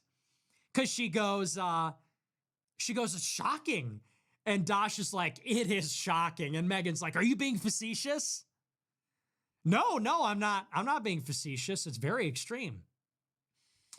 What is that? Was Megan trying to get them to disavow? She put together my highlight reel of every racial slur I've ever said. What is that? Oh, everybody's just... Why is everybody always attacking me? I feel like I have this karmic debt. Everybody's out to get me. Everybody's just trying to hurt me, it seems. Everybody just wants to really hurt me in the deepest possible ways all the time lately. Can't catch a break. One thing after the next. One thing after the next. But that's okay. You know, but that's okay. It's Bosky out fine. 89 But cents, $20. honestly, it's easy to fine. hate the rich, but do you have the courage to hate the poor? That's so true, dude. That is so true. I'm going to have to put the black hat on because it's dark. Because I'm black-pilled. It's like Spider-Man 3. Spider-Man 3, it's time to get a little meaner. It's time to get a little meaner. Throw a little dirt in your Johnny eye. Lawrence sent $25. Automatic transmission is for pussies. Learn to drive a stick shift. Okay, holy LARP. Talk about a LARP, Ryan- bro. I'm getting self-driving just on Ryan account Jr. of sent $20. The Democrats are the real enemy, Nick. full They hate Israel not self-driving. because of their capture of our institutions through us Jews, but because of anti-white colonial sentiment. I will never vote them. Dude, the ride never ends. MXT and 10 sent Truly. $100. You've allowed this dark lord to twist your mind to now. To now you've become the very thing you swore to destroy. It was said you would destroy the left, not join them. Nick, the Okay. Democrats are evil. Please. Thank you for the big super chat. Dude, I'm like Dooku. I'm like, no, the Republic is the enemy. Mhm. I'm like Darth Tyrannus. It's like, what if I told you the Republic is under the control of a Dark Lord? So, no, I'm a separatist, dude. I'm a separatist. All right? I'm like Count Dooku, actually. Totally misunderstood. Anakin's going to cut my head off. Of Praetorian sent $20. Hi, Nick. Reached out about manufacturing the plushes for you. I have experience, connections, domains, customs. All right. Thank you. Kickbuttkowski was right, sent $20. We're in this movement for you. Not Blizzarian, Shields, Clav, Sneeko, or anyone else. Forgive, but never forget disloyalty. Oh, yeah, no, I never do. Valiant 22 sent $100. These people will never understand why we are Democrats now. True. Thank you for the big super chat. I appreciate Owen it. Harris sent $20. Do you like any songs by Trippie Redd? No, it's garbage. Rollborn sent $20. Your ex-profile pic is chopped AF. No aura. Love you. Okay. Solid sent $22. Half these guys can't commit to Christ. Did we expect them to truly commit to AF? Grow Ipers will grow in abundance regardless. I don't think that really makes sense. Cycli C honestly. sent $100. Can you ask Crowder during your interview how he'll stand before God on his judgment day and justify promoting Bongino daily? A pedo protector who saw the files and stepped down rather than helping. Oh my. Okay. Thank you for the big super chat. Yeah. Noah W sent $20. RS agents. Then everyone clapped. Let me ask you, how could you stand before God in judgment when you promoted Dan Bongino, a pedo, like, dude, save it for, I don't know. Save it for your bathroom mirror. Bro's giving a soliloquy to his bathroom mirror. Noah W sent $20. RS agents as honorable as soldiers? Not as dangerous, but career suicide, dirt pay, zero prestige. They don't die for Israel It's a really interesting question. Are ICE agents as honorable as soldiers? So these are the pressing questions we need to get to the bottom The White of. Rican sent $20. Praying for your safety. Thanks. Dominican Groy sent $25. Fuck all of these ankle-biting haters. Let them take the path of least resistance. Bitch niggas will be bitch niggas. Woman shrugging emoji. True. Fake campaign Groy sent $50. Bill Zarian is about to run the exact same campaign as Push. Which means no campaigning and just shit posting on X. These people are just pretending to run. You were right to reserve judgment. Yeah, well, let's just see what happens. Verimir sent $20. Crystal in 73. Shapiro in 16. Jews on October 7th all willing to play both sides. Yep. Take their playbook. Love from Portugal. So true. Hammy PG sent $20. Dane saying you aren't man enough. Dad calling you a fed. Welcome to Revenge of the Chuds. Truly, it can be understood as a Revenge of the Chuds. Casey Push, Chud. Dan Bilzerian, Chud. It really is. They can't handle a sensitive yearner. They would never, dude. Schopenhauer would fucking hate you. Arthur Schopenhauer would fucking hate you, okay? They would never understand. Goethe would fucking hate you, dude. They could never understand. They would never understand a true Wertherite, a true sensitive yearner. Show sent $100. They just wouldn't Hey, get Nick, it. Got a solid biz proposal to make some dollar outside politics. Pretty sure you'd love it. Best way to contact you? Tridex at Okay. njf.team already. W Democrats. God bless. Thanks for the big super Fake chat. campaign Groy per 2 sent $50. Damn, give me a gun. Officer Bilzerian claiming to be the leader of America first. A sex trafficker who is now forced to do social media because of how badly he's handled his inheritance. Pathetic. He made me watch that whole video. Do you know that? I went to his house and he made me watch that whole video. He literally sat there and I had to watch the entire video of that incident. Give me a gun. Give me a gun like it's a movie. Give me a gun, dude. Let me get in there. That's so, yeah. Doesn't that just say it all? Yeah. Groiper Forever sent Crazy. $100. Thank you for the big super chat. NXT and 10 sent Appreciate $20. it. You were supposed to bring balance to the right, not leave it in darkness. Nick. Oh, grow up, bro. David Irving 88 Grow sent up. $20. R.A.P. Dan Bilzerian. Bro watched Europa in 2024 while high as fun blow surrounded by hookers and now thinks he can step to the king. Literal third worlder. He'd take Shahada before getting baptized. Yeah. David Irving 88 sent $20. Can't wait till that bitch loses to Randy Fine. Smiley face emoji. Sad. Well, there's plenty of other candidates. Connor in Hill the sent race. $20. The GOP betrayed its base. Punish them for it. House stems in 26. Put this nigga in a peach. Fuck Vivek Ron Salami. Wang. Yeah, absolutely. Put this Smurl nigga sent in a $20. peach. Abraham George, the Indian-born Texas GOP chairman, running for re-election for Texas GOP chairman, and all the boomers are falling for it in rural Texas. It's not just Vivek in Okay. Ohio. Guts All Grow right. Operate 1823 sent $20. I'm just entering high school soon and I want to have a future in politics at one point. How would you recommend I get there for me and for others that want to pursue the same thing? And thank you. So you're 13 or 14? Dude, that's crazy. Bro's 14. Bro's like, hey, I just graduated 8th grade. Yeah, it's April or May. Bro just graduated 8th grade. 8th grade Groiper here. No, but that's wholesome, actually. It's actually wholesome, and it's nice to hear. Listen, don't worry about that. Don't worry about all that stuff. Here's what you got to worry about. To all my young fans, all of the 8th graders, high schoolers that watch the show, here is my advice. You are at an age where your brain is able to learn faster and better than at any other time in your life. It's called neuroplasticity. Okay? So everything you do now is going to make you smarter, better, more of a weapon in your life. So this is what I tell all my young followers. Do the most to protect your mind. It's your most valuable asset, is your brain. And that means stay away from the bad stuff, no drugs, no alcohol, no cigarettes, none of that stuff. It's poison. Don't let anybody tell you differently. It's not cool. It's not fun. It's bullshit. And that's how people develop a problem, by the way. People start that stuff early and they can never let it go. So stay away from drugs and alcohol. I would even say stay away from sex, big distraction. And I would focus on learning a language, learning a musical instrument, reading as many books as you can. And the last one is the most important. Get good grades, take school seriously. I didn't take it seriously. I thought it was a joke. I regret it. Because the skills that you learn in school, this is all good for your development. This is all who we are, okay? Math, science, history, English, that's who we are. So see the value in it that is there. So take it seriously. Give it your all. Get good grades. You want to get into the best college possible. That's how you set yourself up.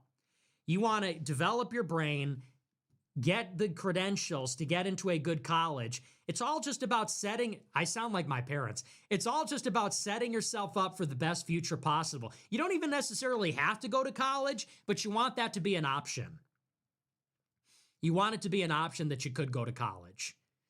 So that means getting good grades, getting extracurriculars. Just do things that are going to help you learn, okay? If it's a learning experience, do it, whatever that is. You know, fuck around with AI, fuck around with crypto, whatever. You know, just learn, not just even in the classroom, but get a practical education as well. I know I'm throwing a lot at you, but get a practical education as well. There's a lot of young people that are entrepreneurs.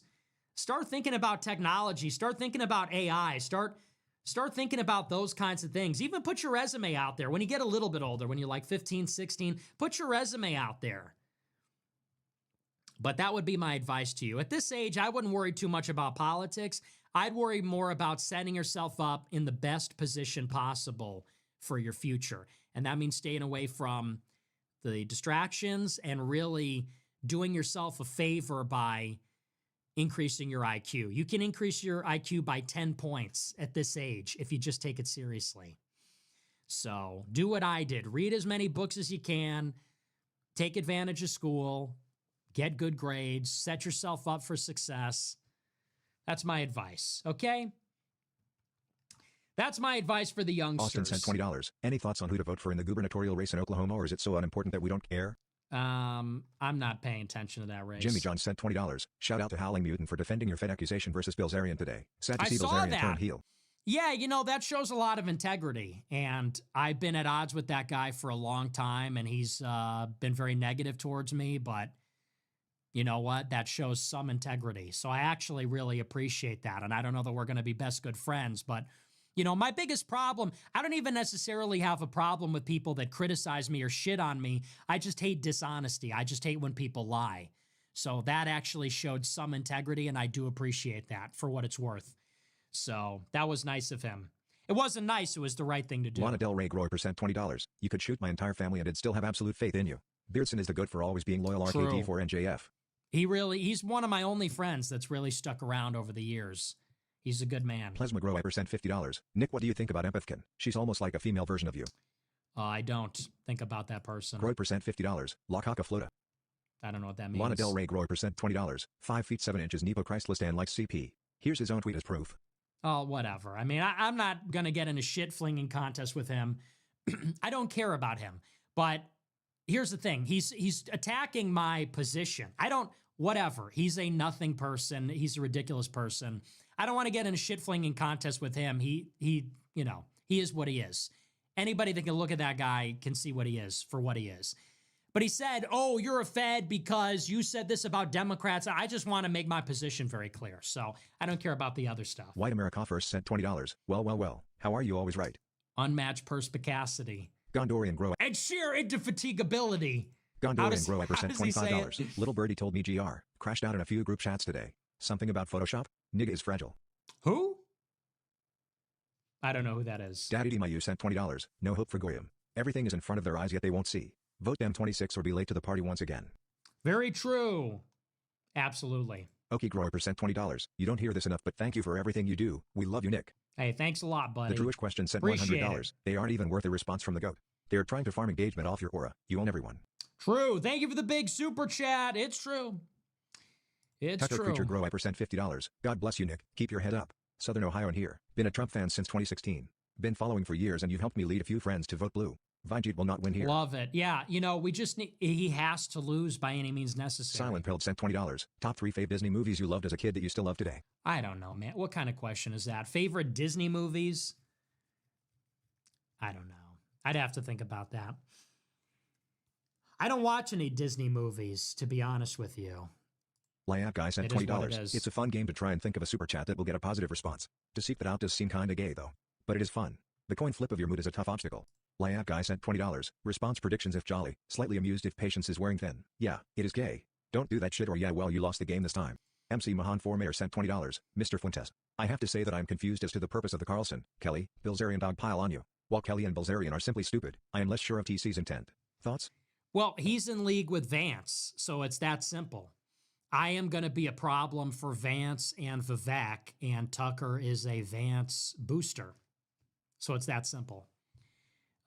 He wanted to neutralize me. That didn't work. Now he wants to throttle me in the crib. Mia sent $100. Skinny. Hey, appreciate it. Thanks for the big super chat. Yeah, I'm pretty Vortex skinny. Groy $100. Thank you. Appreciate Chevrolet Groy it. $50. W show. Hey Nick, my daughter just tried banana for the second time today. Not to sound like an African American, but do you like bananas? Oh, this guy. At a non-4728168 sent $20. Morgan Ariel, the face of syphilis, has endorsed Dan Bilzerian. Does candidate Dan Bilzerian? Dude, okay, who Sarkari cares? 999 sent $25. My pops had to visit the Holly Museum a few weeks ago for anti-Semitism awareness. They are trying to indoctrinate my pops. That's crazy. Metalhead Grower $50. Big fan. Full homo Sunyon. What up, Sunyon? Thomas James 7 sent $20. First time super chat. Recent fan. Wicker Park, Chicago. You have realistic opinions regarding power politics. God bless. Thanks, Wicker Park, huh? Real hipster. Bishop sent $20. Hashtag Rape Bilzerian. No rape. Jonathan no Xbox rape. 00 sent $20. Absolute masterclass. Voting Democrat is the way. Nah, well. Passive aggressive racist sent $20. Hi, nice to meet you. My name is Goy the Crusader. It's the Jews. I've been saying this for 10 years. Dude, it's actually crazy. Every time, dude, and that's all these girls do is talk on the phone. Honestly, 99% of these crash outs are because I don't pick up the phone. Like, Dan was flaming me because I, didn't text him back. And I was like, bro, I literally missed like 3 texts. And he's like, it was 4. It was 4 texts. I was like, whoa, not that anyone's counting, right? And he's like, you never called me back. I'm like, dude, you're like a girl. All you fucking people do is talk on the phone, kicking your feet. I don't have time for that. It's like, well, it's not even I have all the time in the world. I just don't want to talk to you. Dude, he would call me up for like hours and just give me the speech, just give me the monologue about the Jews. I'm like, dude, I know. We're arguing about like Charlie Kirk and stuff. I'm like, dude, watch the show. I don't know what to tell you. It's really not for nothing, but so many people crash out on them because I just won't even go one step out of my way to demonstrate that I like have any patience for what they have to say. And then they just start to hate me. Like, that's really what I need to get better at that, but it's so hard for me. Because there's people just like, you know, the dumbest people imaginable just blowing up my phone. And it's like, dude, I don't want to be on a call with you for 60 minutes, you know, going in circles about like stuff we already know. Like, I'm good. So it's like, whatever. You can't win everybody. You know, you can't, not everybody's going to like you. Not everybody's going to like you, you know? So it is what it is. So, you know, some people I don't mind taking a call from, but other people it's like, holy, like, just watch the show. I don't know what to tell you. Citizen 25 sent $20. What do you think of King Louis XIV of France? He seems to be greatly underrated historically speaking. You think? Louis the 14th. I'm thinking Louis the 16th. Yeah, I'm a big fan. I'm a huge fan of absolutism. New alt-right sent $20. Any advice for the black pillars? Thank you for the show. Each one is always better than the last. You're the fucking GOAT. Advice for black pillars? No. Dylan's Mind sent $20. No. Fantastic show tonight. Best week of shows you've had since I started watching. Thanks. Keep cooking, go. I don't know. I thought they were okay. I appreciate it, though. Third White sent $25. Yeah. Ohioan of 28 years here. This will be my first time voting for a Democrat ever. Let's go. And I'm kind of scared. I know, right? It's your first time. Don't worry. First time. That's okay. We'll just take it slow. Florida Grow Hyper sent $25. If people don't understand after this episode, it's deliberate or they're retarded. W show, W explanation, W monologue. It is what it is, LSU Grow Hyper sent $20. Stand behind you and only you. Hell yeah, thank you. sent $20. Incredible monologue. Is a new fag. This is the most pushback I have seen you get. My first year voting and I'm voting blue. It's actually crazy. The amount of pushback I've been getting lately is insane. Yeah. But it's fine. But honestly, it's totally fine. Art Von Delay 5 sent $50. Appreciate your knowledge, but struggle to see if you care more about trolling than real long-term change in America. Asian Floyd sent $20. Enough. W show. Let's go Dems 2026. Absolutely. White America First sent $20. My previous contribution was on point. Right pointing finger emoji. Thanks. Denzel Avals sent $25. You forgot San Marino yesterday. Stumped ya. Party face emoji. I said San Marino, dumbass. I don't know if it's landlocked or not. I wasn't sure if it was coastal, but I totally mentioned it. Okay, it is landlocked. Yeah, I wasn't sure if it was totally landlocked because it is close to the coast.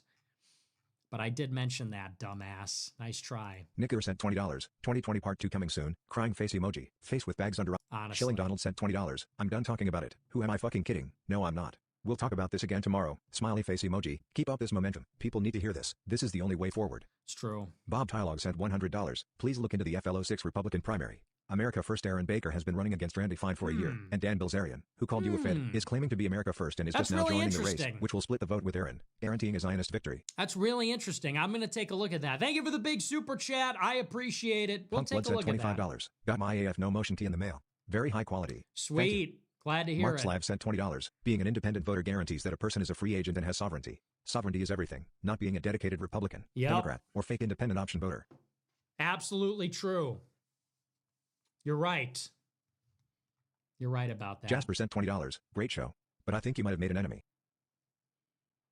Well, the guy attacked me first, so, you know. Bob Tylog 1 sent $20. Aaron Baker is Fishback endorsed, by the way. Interesting. Fish James Back sent $20. Hey Nick, FTSC, first time super chatter. I'm just using slang. Can you name the 2 countries in the world with the letter X? 2 countries in the world with the letter X. Let's see. Okay, don't look at the chat. 2 countries with the letter X. Are there countries in the world with the letter X? I'm struggling to even think of one. Well, there are none that start with an X, so let's get that out of the way. Mexico. Okay, that's easy enough. Mexico and...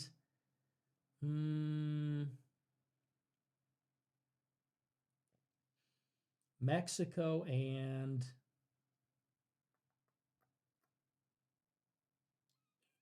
Is there a second one, or is that just a trick? That should have been obvious right out of the gate.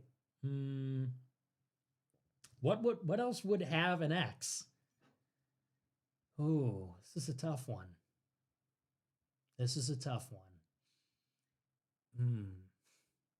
This is hard because you have to literally go through like every country in the world. Is it going to be super obvious? Let me think.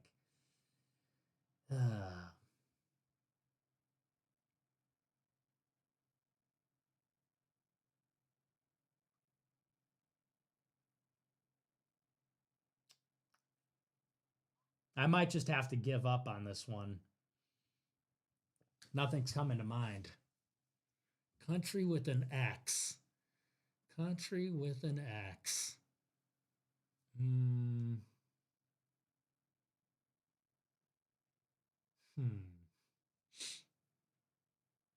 mean, where would it be? Is it in Africa? Is it in Latin America? I'm tempted to say Latin America because you got Mexico. So let's see.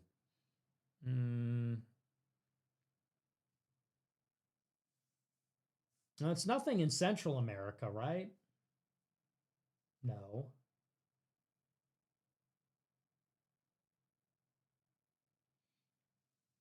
Nothing in South America.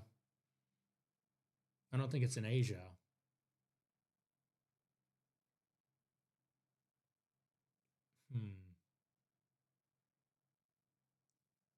Yeah, I don't know. I don't think I'm going to get this one.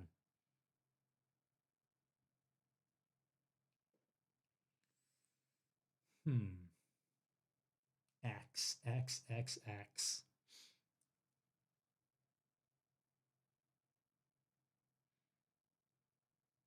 Yeah, I don't know. I'm not getting this one. All right, what is it? Luxembourg. I would have never guessed that. All right. You stumped me on that one. I would have never gotten that. I just wouldn't have thought Luxembourg. Cost 101 sent $20. You're awesome, Nick. Much love from Rockford. Ace Gordon sent $20. That's hey, a Nick, bummer. Doubted you a little this week, but tonight's show makes it clear you were ahead of everyone else in the game. Respect. Oh, you doubted? You know, I just don't get, when am I ever going to earn the benefit of the doubt? When am I ever going to get that? I've been right about everything for so long. I've been right about literally everything, and it's never enough, ever. Right? I was right about, like, the basics, Jews, race, Israel. I'm right about stuff like Peter Thiel, Vance. I'm right about Trump. I was right about the election. Iran, the timing of it, the deportation. I'm right about literally everything.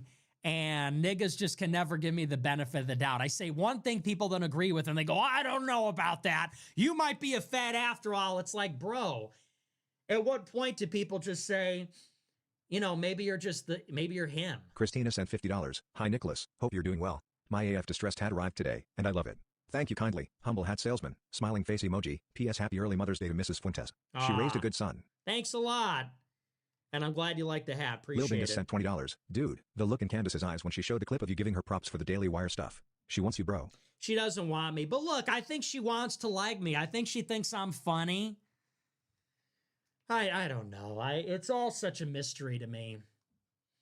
I just can't get along with anybody. I'm a monster. I'm the problem. I'm too much. I'm not enough. I'm too aggressive. I'm too intense. I just, you know, I just can't connect. I can't make it happen, you know? So it's a struggle. It's not easy, but I appreciate it. Old Candace. Frankenbear69 sent $20. Been meaning to say this for a while and I know it's old news, but I think the greatest compliment you've ever received is when Piers Morgan said you could be Pope because you're celibate.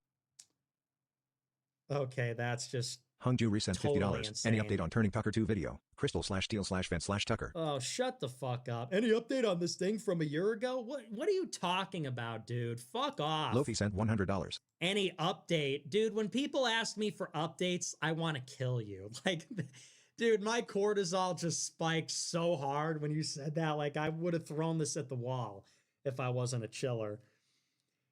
Any update? Dude, oh my gosh. Kill yourself. Any update? There's nothing I hate more than that. Fuck you, dude. Anyway. Lofi sent $100. Hey, thank you for the big super chat. The Dan Bay Appreciate sent it. $20. This new virus could be a potential fabricated demand destruction event on oil. Okay. Gumble2Gumble sent $20. All Find right. a Middle Eastern Christian and African American chick to marry. You get all the Muslim. Sean 61 sent. Okay, what's going on? What's going on, guys? What is going on here? Okay, now it's really bad. Any update on this thing you talked about in August? The new virus is a psyop. Find a Middle Eastern Christian chick to marry. Like, okay, we're off the rails now. We are off Sean the 61 rails. sent $50. Tucker was 100% behind this coordinated attack. Think so? Same day he attacks you on Megyn Kelly. People say, I'm so glad someone called me and gave me the courage to say this. Thank you for all you do. Ace sent $20. Went hard AFTN. 128 is still enough to physical remove Jewish activists from porch. Don't let the haters get to your job. Ace sent $20. Okay. Dan. Jake Shields. Ian Carroll types hurt the movement more than they help IMO. They don't even get the relevant info correct.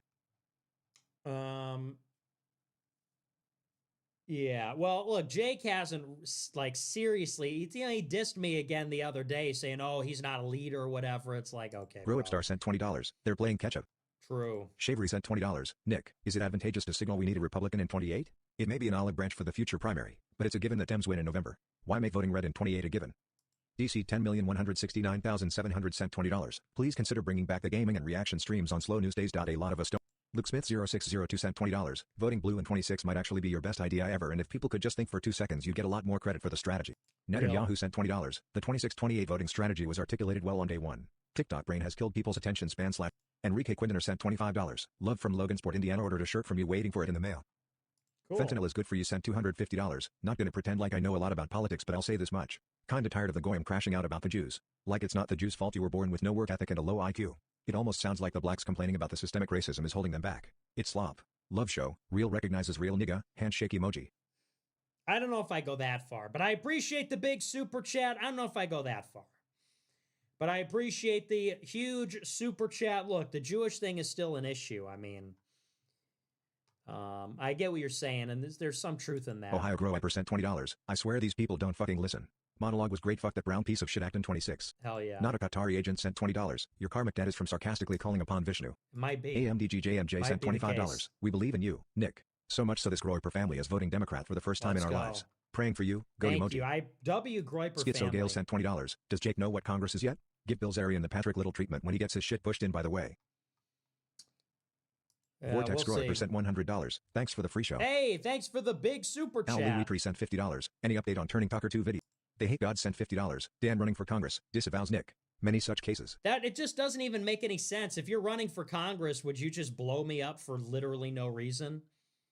Is that something you'd want to do? You're running for Congress as the anti-Semite. Are you going to do like, you're going to start shit with me for no reason on the timeline? It'd be one thing if he texted me and said, hey, what's going on? But it's like, no, I'm just going to put you on blast for no reason. Like, wow, great strategy.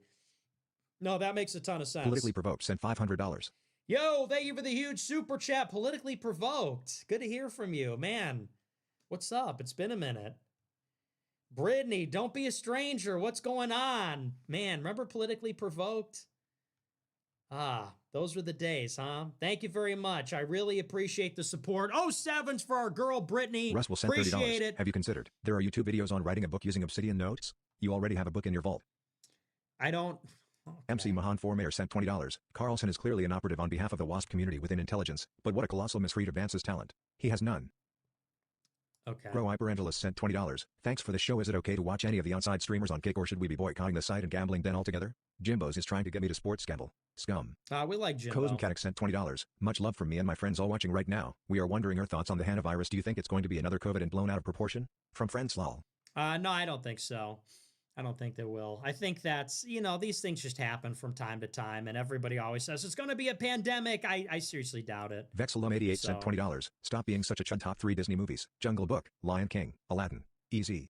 I never saw Lion King. I don't know. What would my top 3 be? I don't know, dude. I can't even think of any. I don't know. I don't really like any of those movies, okay? Those are kids' movies. I'm an adult. I don't really like them. Okay, that's our last super chat. Amazing, man. Amazing super chat. You know, I appreciate the support, but like they're starting to get bad again. I think you could tell. All right, well, that's going to do it for me. Remember to smash the follow button on Rumble, smash the like button, leave a comment. I'm on the air Monday through Friday. As always, thank you to our top super chatters. Big special thank you to Diversity Stole My Bike, Mark, Politically Provoked, Vortex Groiper, Fentanyl is Good for You, Edie's Groiper, MXTN, Groipistan, Big Chungus Groiper, Thomas Cruz, Depan Man, Jordan B. Videos, Valiant, Cyclic, Sio, Groiper Forever, Drewish Question, Mia, Bob, Thylog, and Lofi. Thanks to them. Thanks to all our super chatters, everybody that watches. We love you. I'll see you tomorrow. Until then, have a great rest of your evening. Americanism, not globalism.